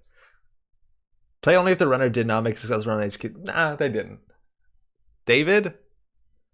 Well, we fucking lost. Street Peddler making an entrance. Ripped out the David. David's such a good tech card. If we had to hoard him on the remote, how different this would be. Oh, kidding, they have Ute. And they have Stimhack. If we had one advancement counter on it, this would have worked. Fuck your brain. Oh no, sorry.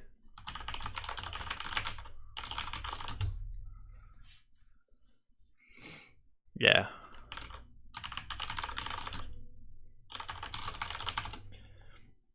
I believe so. Correct me if I'm wrong. On approach, there's a res window, and you can still do abilities during that, and you can install paperclip on encounter. So now they're running for it. Why did we not advance this once? I hate this. Fuck! This is going so poorly. Look at that. Look how bad this is. If we only had to hoard him in this remote, this would have been so good. The subroutines on this firing are so fucking fantastic.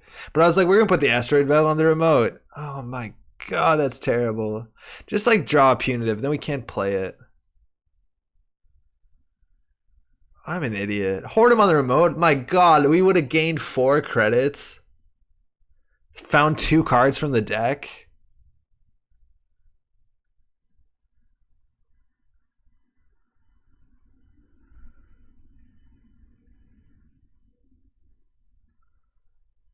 Oh man, if we didn't draw! If we didn't draw!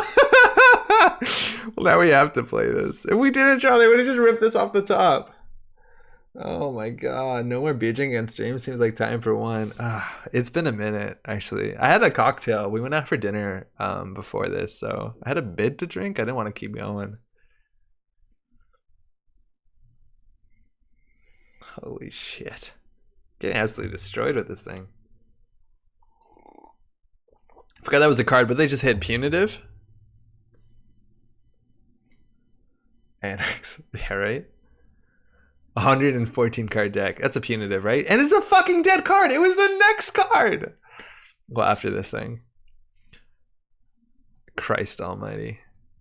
This remote sucks. This is why, again, I told you this card is way worse than, I guess the only reason is David or even Fem, but like Mesfingo is way better than this. The third Mouseless is way better than this. I don't like this card.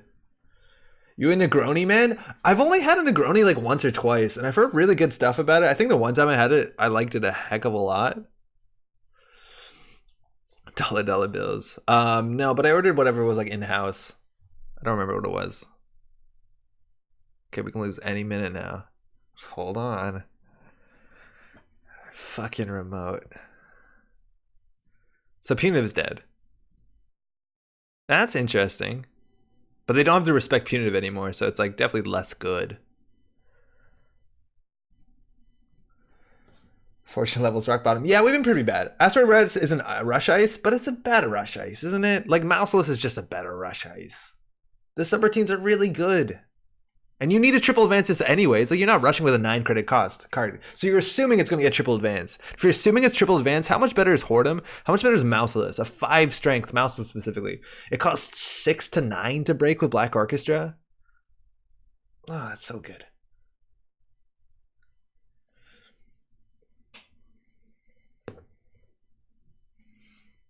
Wormhole is also a worse Rush Ice. Like that's positional. And then positional again. Ah, you know, like the good one. For what it's worth, David gets to this, so never mind. Anything I said is wrong. Whoredom was the only answer. Okay, how do we win? How do we win? I guess we lock him out.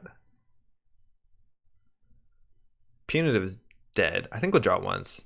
Oh, that's a good way to lock him out. I'd rather put this here than the Mouseless. That's the turn where we fucked up. Where we should have drawn first. Like install ice draw. You saw how stupid that was. That's 100% the mistake we just called out. It's a triple advance card is on a remote and you have a card in the remote, so it's not much of an assumption. Well, yeah, but if it's a Whoredom, you're just like so far behind. Like you have to worry that's a Whoredom. You have to worry it's a Masfingo. I don't know. I like Masfingo even better than Asteroid Belt. Like what? It has 4 subroutines, so it's going to cost 8 with paperclip at best, and this costs 5 with paperclip. Did I say 8? Yeah, for the install. And this costs 9. Like it's not much better. And then Masfingo scales. With no lamb, I like Masfingo a fair lot. Making an entrance, that's the 3rd one, I think. They've seen all 3. Like D4 over Turtle and Swift Battle deck. How's D4 not an AI? So good. It's not even an icebreaker D4. So you can't even put it to the bottom with your Will-O-Wisp. Hey, money. Money's good. Okay, so David, still a definite problem, but at least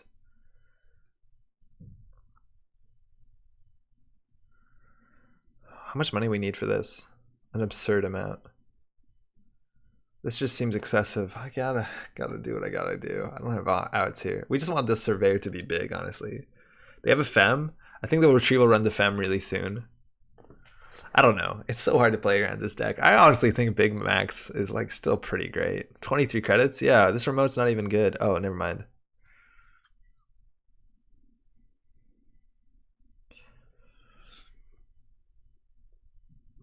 This remote's okay now. I think we gotta push it. We're pushing it. I don't know if this is right, but we're definitely pushing it. Hollywood Reno?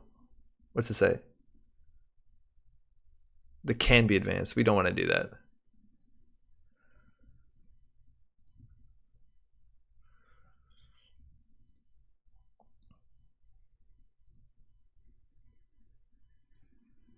Okay, money's probably fucked, but we have Kayambe into border control. So this is 5, 4, 4. That's 5, 6, 7, 8, 9, 10, 11, 12, 13. So I think we do the Kayambe instead of the instead of the Mouseless. What are they femming? Oh, Stargate. Oh, we lose. We lose somehow. Honestly, this is a pretty good fem target. Their MU got fucked.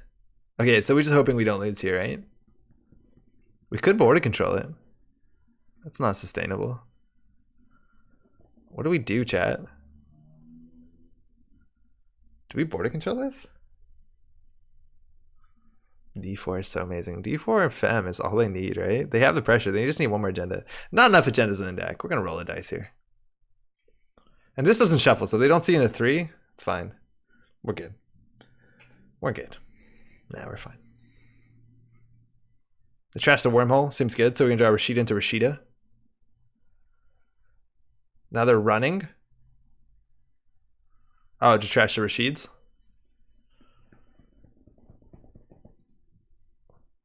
They break it for free, actually. No, I'm not gonna res it.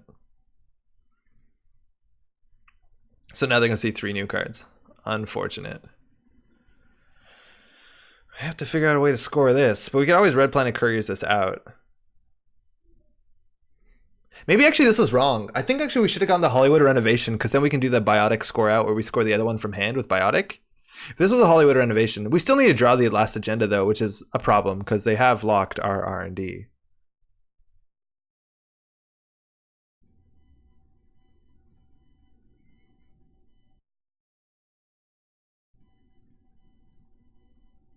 Yeah, whatever.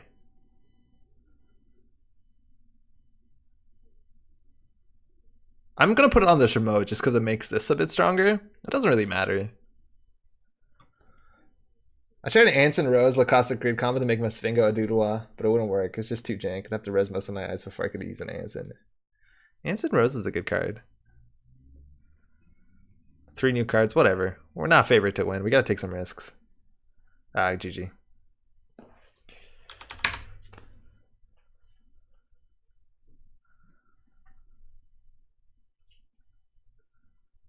That was brutal. We just get hosed. And I feel like all we had to do is put the Hordem in a better spot. And I think we should have realized that.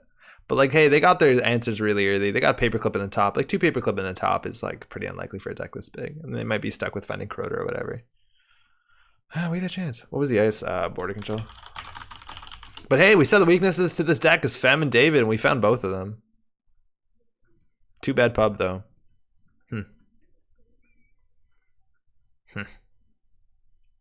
Yeah, just getting another ice on there would have been good enough, right? Just one more ice. So what happens if they don't hit it there? I guess the chance of what, but then we eventually draw a Hordem. Maybe we're fine at that point. Hey, thanks, you too. All right, we gotta win one game with this one. It's 11:22. We probably have just one game in us, so like stakes are really high. Oh man, it's the Worlds this weekend. I'm really excited to like just sit and watch some Netrunner.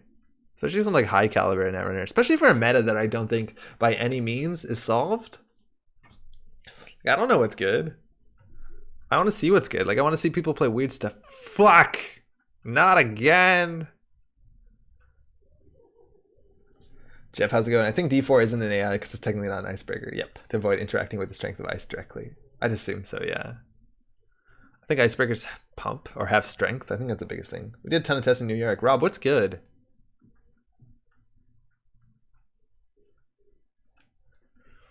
All right, so we have ice. Oh, thanks, you too. And drove our surfs inside criticals, that's a problem. Hey, let's go for the win, thank you. Is it just like rock, paper, scissors, you think? Having this on 2 archives is good, but it's like a pretty shitty archives ice, so we'll just do this. We tested so much we don't know anymore. That was always the thing with Gauntlet, right? You build the Gauntlet and then you just play what you like. Ooh, Amakua sec testing. Oh, this is going to be very similar to what we played before. And 1 strength is all they need to get through this. Gabe, 4 worlds. Okay, so we just put this in archives and click for credits. So hopefully everything keeps up. Unfortunately, we're going to have to purge. These are pretty bad ice at low strength, but we can fix that eventually. It's going to be a bit of a grind. We got to play fast though. Hey, how are you enjoying the new meta, Andre? I haven't had a chance to play in a while, but a friend recently picked it back up and having a good time. So far, things have been pretty good. Oh, this server's a liability, but like whatever. Things have been good. I've liked it. The new cards seem really exciting. I think assets, like I don't want industrial genomics to win worlds. I think that would be a problem, but I think it rotates out almost immediately. So that's like okay, but definitely good, definitely positive. Okay, so we can get an agenda on the table. Unfortunately, it's only behind a surveyor, which isn't good. But we can make it an agenda that does a fair bit of damage, which would be okay. Unfortunately, we don't have a lot of advanceable ice. That's weird with this deck. It runs border control and surveyor, which are definitely good ice. Well, that's a good start. We'll do it next turn. Seen a lot of Jaina Gabes lately. Yeah, this is 2 out of like 3 runners we played tonight. Well, actually, no, 5. That's still pretty high.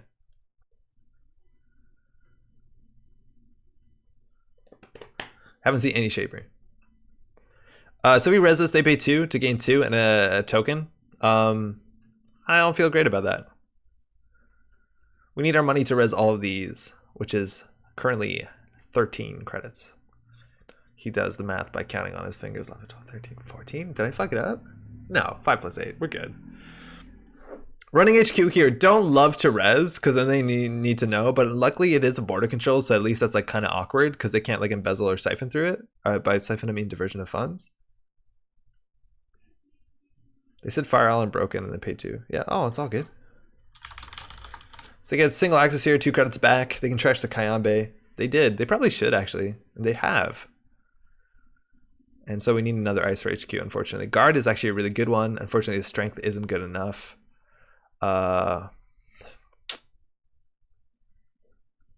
This sucks. When we have to play this like sit back game where we can't just jam our agendas and do the SSO thing. This is terrible. This doesn't feel good. I think I'm just going to tilt and res this. That can't be right. Like, luckily that like this doesn't work out. Like they're not getting turtle counters, which I'm actually be a bit more worried about. We really need to draw into a too big to fail. This deck doesn't have IPO either. That's so weird, but I guess you don't need it. It's a punitive deck though. Like this deck is way more snowballing than others because it doesn't have IPO. Like if it doesn't get advancements on cards, it has no economy. Okay, this is a good start. Because net damage is really strong and the tag actually matters. Oh yeah, we hit a falsified. That actually doesn't matter in this deck. I think everything we install is face out. Now that they've trashed this.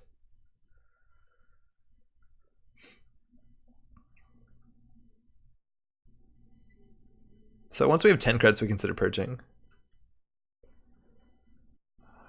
No, thanks. Are they an apocalypse deck? No. Right? Please? Okay, that's good. This is a reasonably strength ice. That's a good start.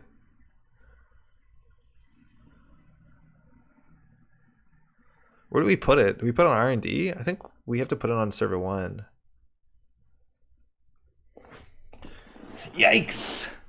At least we're drawing ice. Economy bad. If we res this though, it gets us like free counter for our mass comms. And the problem about advancing ice like mouseless is then we can't get our SSO value. But I think at some point we just need to get advancements on cards. Sec testing on HQ. So the guard won't stop them. So they're basically paying 2 credits to gain 2 credits. Well, 4 altogether. But they pay 2, so. Don't think this says apocalypse. Yeah, I wouldn't be 100% surprised, but I think you're right that it might be unlikely. So this is 5, 6, 7, 8. So next turn, I think we'll res this. So that next turn we can consider purging.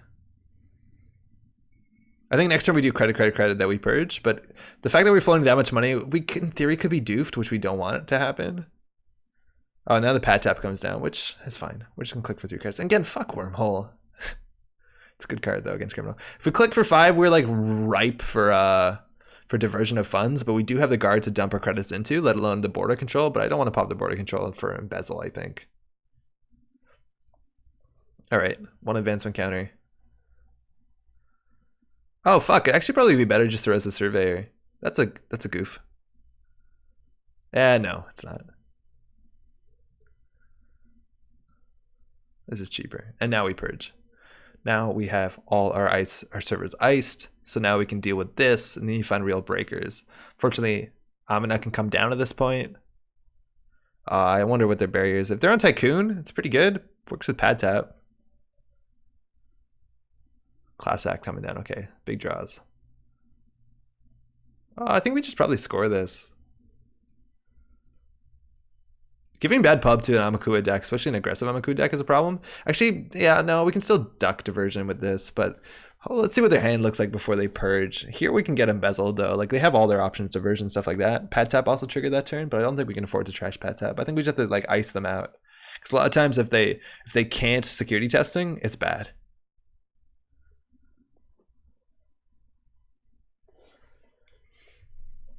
Like their economy might flounder, and that's exactly what we want. Oh, Q-ban. Fascinating. I like that card. This might be the old decks of the week, which if it's a chance, it doesn't have any multi-axis.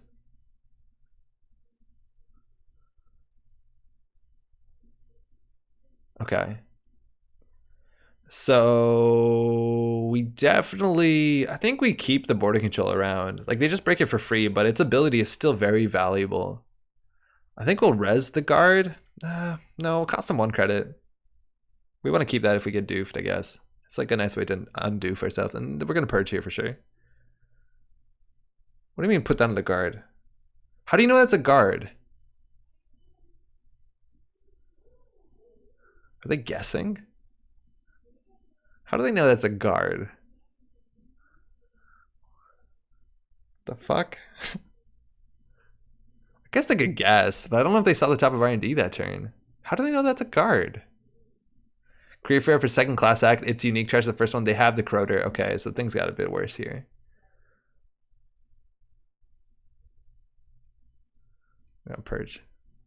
It was exposed by deuces. Hey Pyro, did I miss that? Sus. Oh yeah, they see it's a guard. I'm an idiot. Always assuming the worst. Excuse me. Okay, so now they're gonna have to rely on the Croter. This they can trace through. It's like 3 credits of the bad pub. This is harder.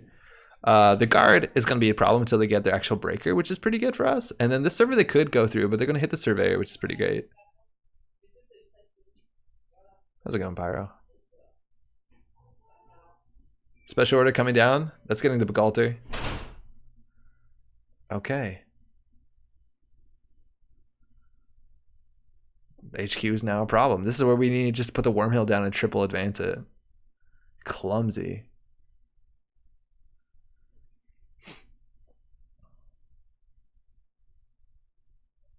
Yeah, this sucks. We just can't keep them out. They're diversioning us. So what's the play here? I think we do res this, but then they actually make money off this, don't they?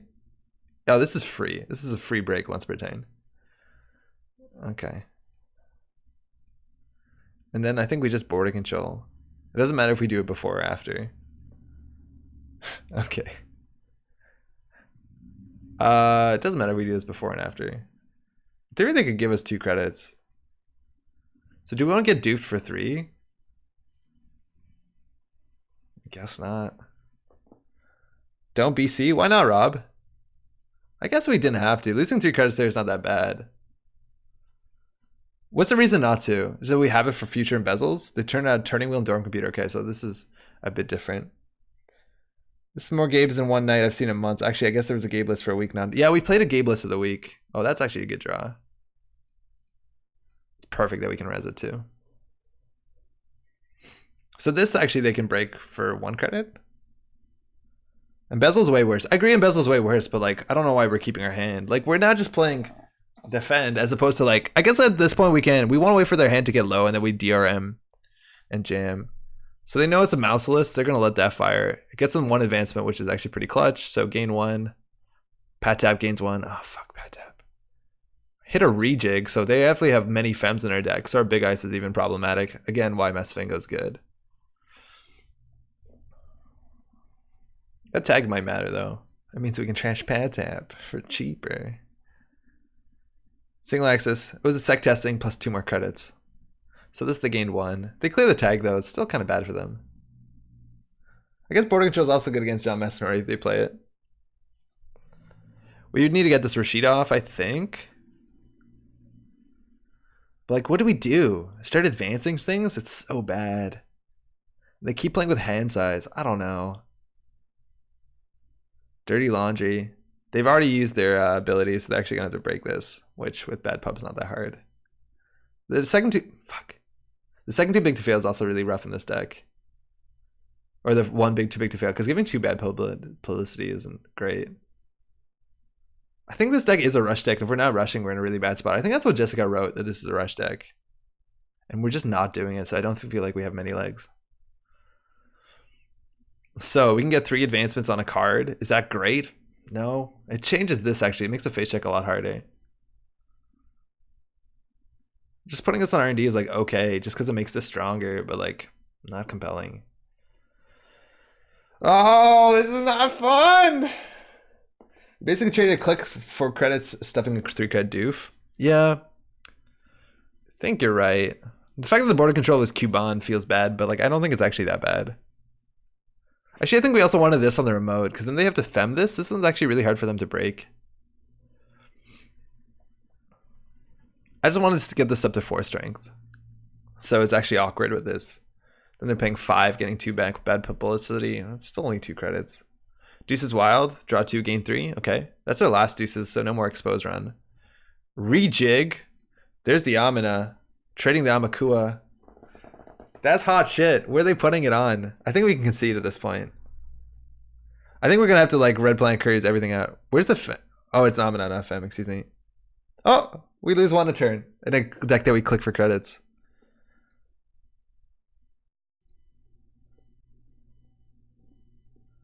I think we concede. We're just not gonna get money. Oh, I found out a way to get money. I cheated. A way to get money. They have all their breakers. Their breakers are pretty bad. I don't think that's good enough though. This is not fun. Too big to fail? It gives them another bad publicity, which it goes really far for them. We can't play it. We really can't play this. They have too many cards in hand. Like I think we just click 3 and then either we get doofed or every turn we lose 1 because they get through this. Now advancing this doesn't really matter.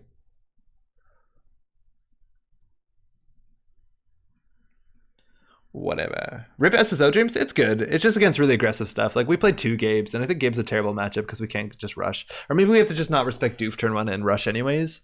Maybe that's a good reason why things like Asteroid Belt exist because you res them for free. So even if they doof them, but like they run 2 copies of Inside Job each, don't they? Yo, Jester, how's it going? Or Jamison? Jamison's really fun. Psych testing to target no server? You can't do that. You can't do that. I'm gonna res this. They know it's Rashida now. Why are we playing SSO? Oh, this is Jessica's deck. And they did really well at a tournament with it. And I said we try it out. It's pretty cool. We just have some terrible matchups.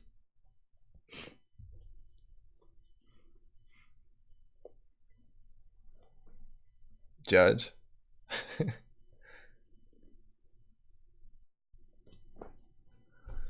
All right, they're going for it. Fine. Okay.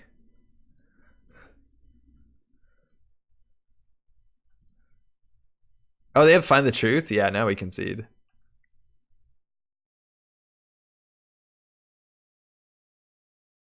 So what are our ways out? It's like double Biotic into double Red Plant Couriers? Did you a class act? No. Oh.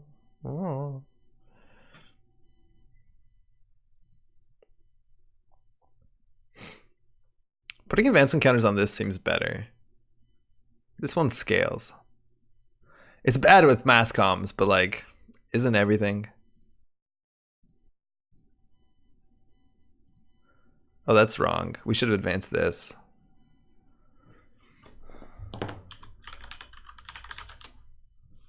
Wait, what is the strength on this? Oh, this is actually pretty good. This cost them a lot of money. Custom, 6 credits.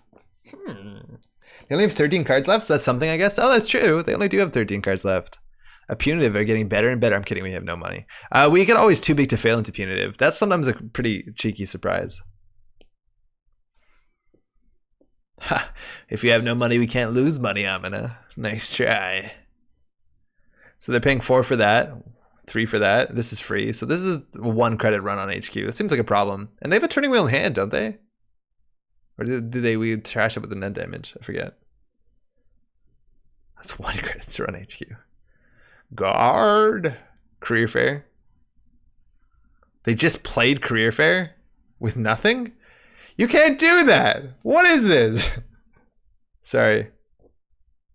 What's up? Can you do that?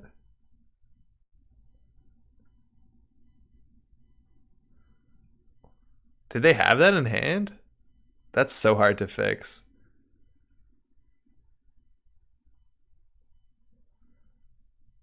It fucks with their draw too. It gives them a bad class act. All right, they have 2 Cubons in hand, so buckle up. It's all good. Damn it, we're gonna lose 1 credit. Unless we play this for 4.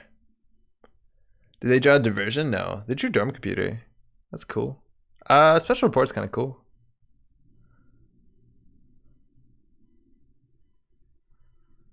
I don't think we're ever gonna play this. I think they run HQ every turn. Fortunately, we need it to win. Oh, now class act fired. Okay, that's fucky. That shouldn't have happened.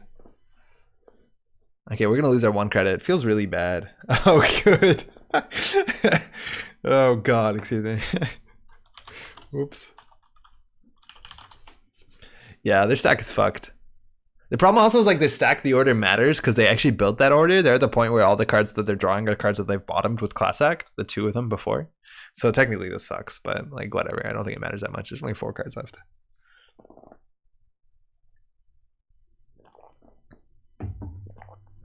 And we're not favored in this one. Their economy kind of is drying up, I guess. Sec testing, they can run HQ for 1 credit. They really need a turning wheel.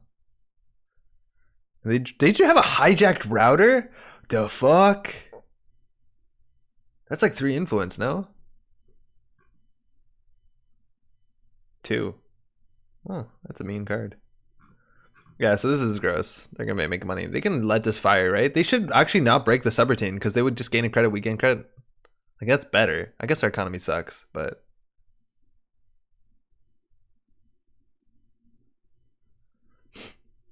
here we go, Amina. IQ ban. Did we not lose an Amina credit? I'm just gonna go ahead and remove that. So what's good now? I don't know. Played a lot of good Val. We played some really good Paulina. Do like the Paulina. Ooh. How do we not? Oh, we have to end with a credit again. We want to res this too.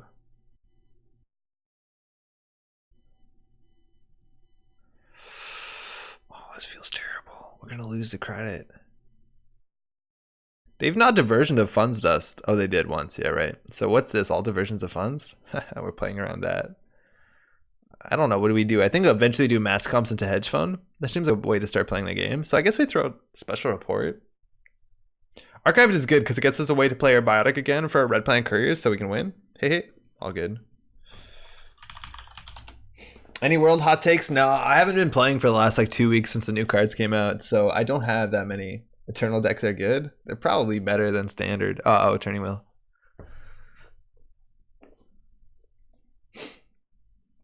We lose our credit.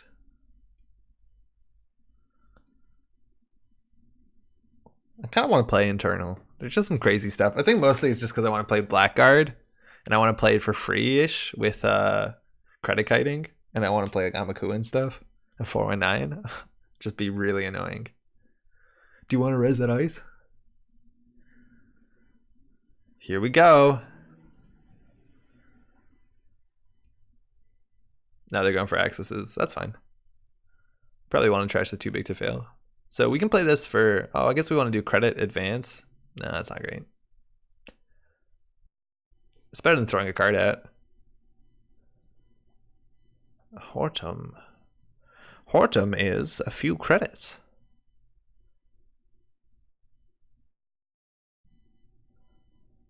Credit.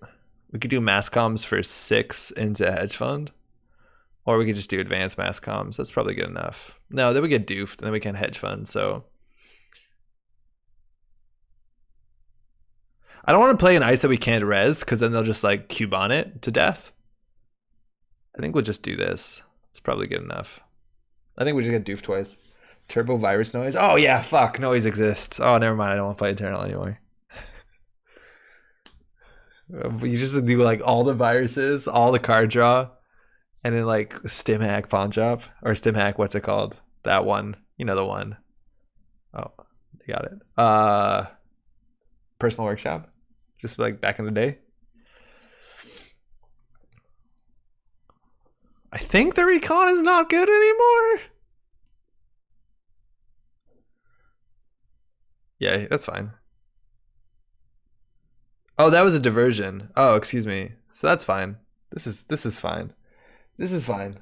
We have no money. This is fine. We have so many more mass comms. And remember, we need 9 credits to come out. But that's all the diversions. I don't care anymore.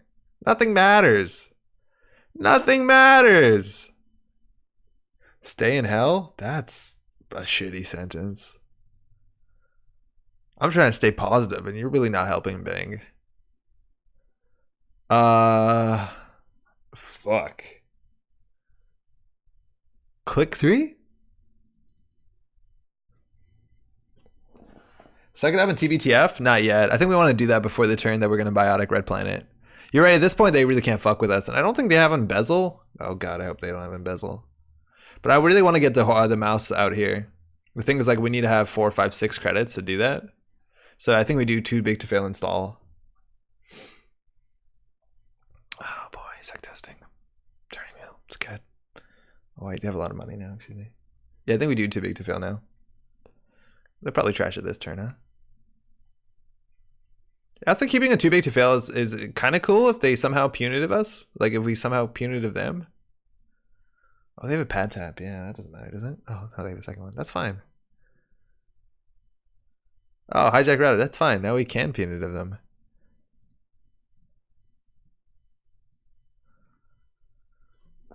Take that. Does this deck have government takeover? No, it doesn't. It only has agendas that are face up besides hostile takeover.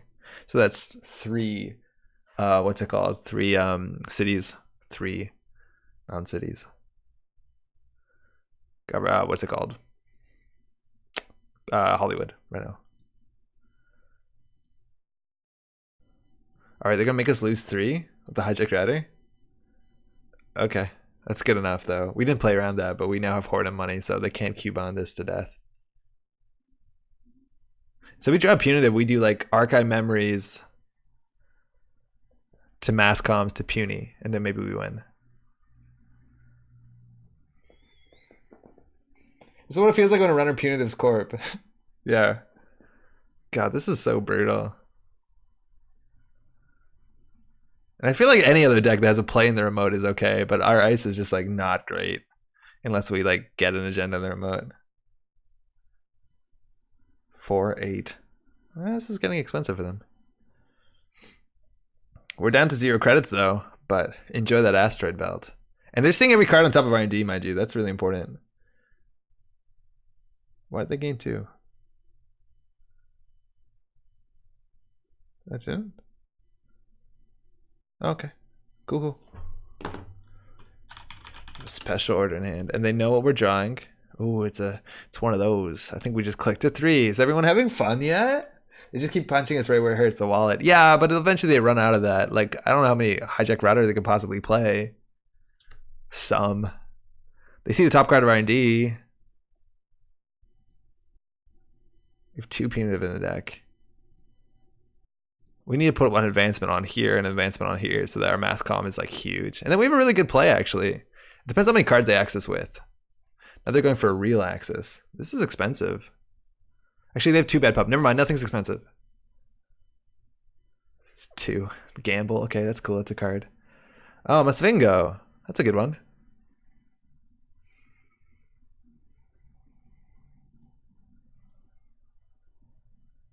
That actually is probably wrong. I think we probably want that on R&D. Yeah, I think we definitely want that R&D. I think this is wrong because this makes that surveyor better. This is fine. Yeah, this is fine. We have a small chance of winning. Okay, good. So we res this, which is good because that's another advancement counter, which means that our archive into mass comms is a bit better. Honestly, we're at this point where if we draw CityWorks Project, we might be able to jam it as long as we have a punitive. And now we can't lose the credit to Armina. Amani Sanai.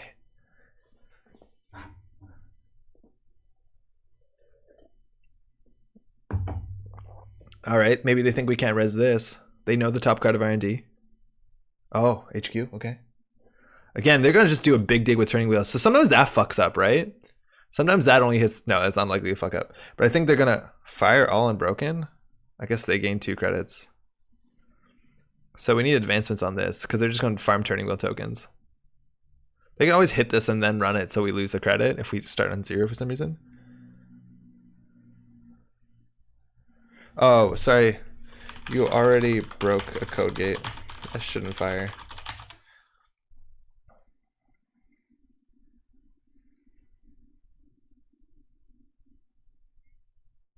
Oh, wait. What? Whoa. Wait. Oh, yeah, each turn. Oh, sorry. Sorry. Wait. All good.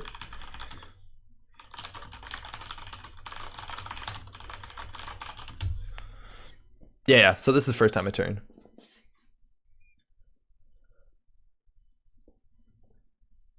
Because this is the first time I turn, so you're good. They still got a turning wheel token for getting 2 credits.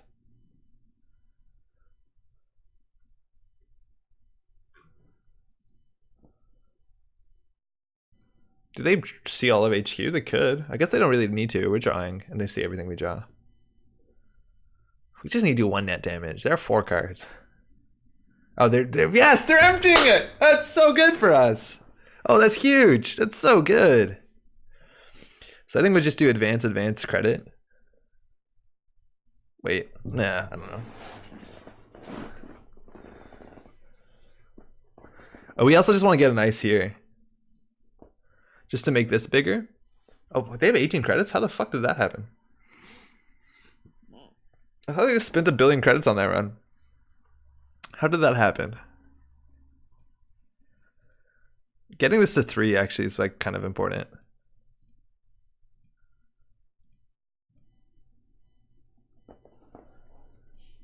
All right, so mass comms is now 2, 4, 6, 8, 10, 12. This is good. This is fine. And that's actually where punitive starts to matter. I hope we draw well. I'm invested, and this is a long game. It's getting up to midnight.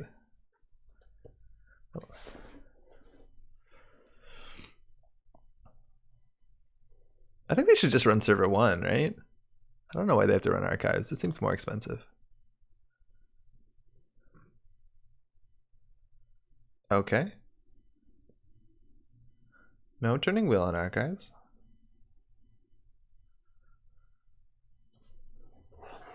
We have really small ads here.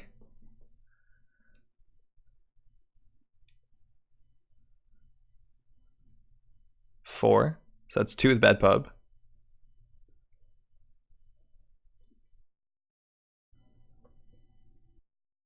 This is another 2 with Cuban. And this is free. So this is only and then 2 game. This is a 2 credit run, this whole server. Isn't that fucked? This server cost them 2 credits. And sure, we gave him bad pub, I'm aware. This is 2 credits. Oh my god. We need to get a nice beefy surveyor up here. Oh. Oh, what is that? Do we just click for 3 credits and then go down to 2? Or do we archive memories? Okay, chat, we gotta figure out, do we archive memories into mass comms? Doof. Doof doof. I feel like we have to.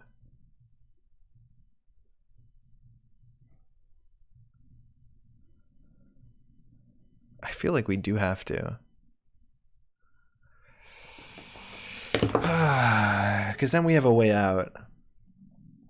Thinking. We can also do credit, put an ice here, which seems fine. Because we can always use border control after they use turning wheel tokens. I feel like we can grind this one out a wee bit. And it makes this stronger, which is cute.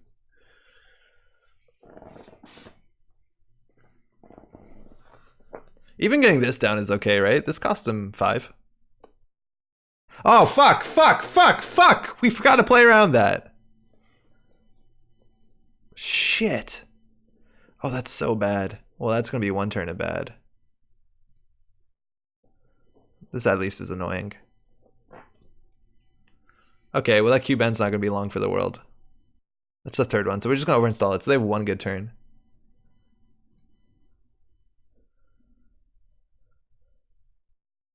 Yeah, they can see a couple cards. 7. Okay, well at least that was an expensive run. So they can see 2 cards here.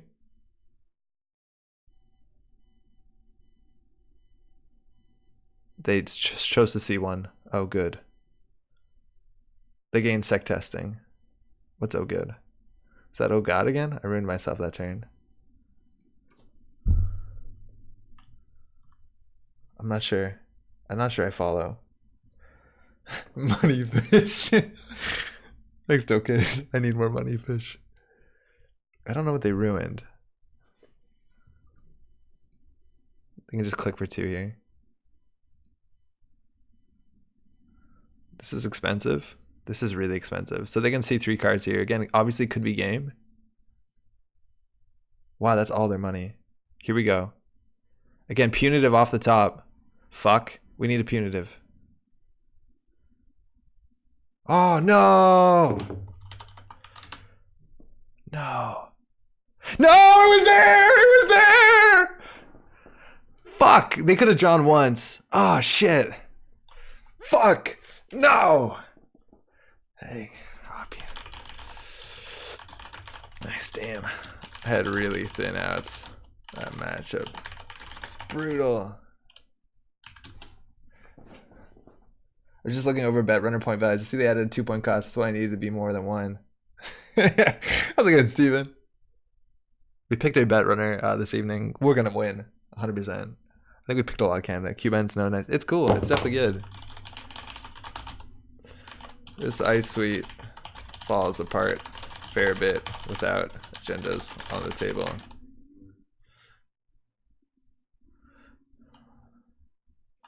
Cheers, Andre. Good on you keeping your spirits up. Have a good night. Hey, thanks, D&D. Thanks for dropping by. That's definitely it for us tonight. Thanks so much for everyone dropping by again. It's Worlds tomorrow.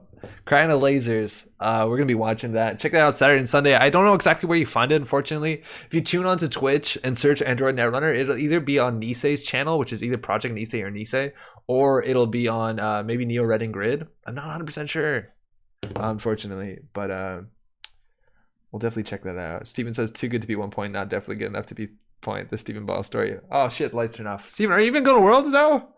Cheers, see you in World Stream chat, I imagine. Yeah, I'll definitely be there. I'm excited for it. See you all there if you're checking that stuff out. I said I was going to do a long stream. I was going to do it this weekend. I totally forgot Worlds was on, so I'm definitely not going to do that. So maybe we'll do it the weekend after. Maybe there'll be too much Netrunner and I can't do 2 weekends in a row. Maybe that's unsustainable. But we'll do it real soon because I know we missed last week, and I really like doing long streams specifically for Europe. I know that's convenient. I wonder if there'll be more Uprising spoilers. Yeah, maybe there is. Maybe there is. That would be hype. That would be really cool. Okay. Hey, that's us. Thanks for dropping by. Thanks to everyone who's saying hi. Thanks to everyone we played against. Thanks to everyone in chat. That was meant to be more smooth. Thanks to everyone in the VOD. We'll be back. Yeah, it's Thanksgiving. Yeah, Maddie, you're right. So maybe not next weekend. Well, we'll see. I don't know what my plans are just yet. We'll see you all around. Ciao, ciao.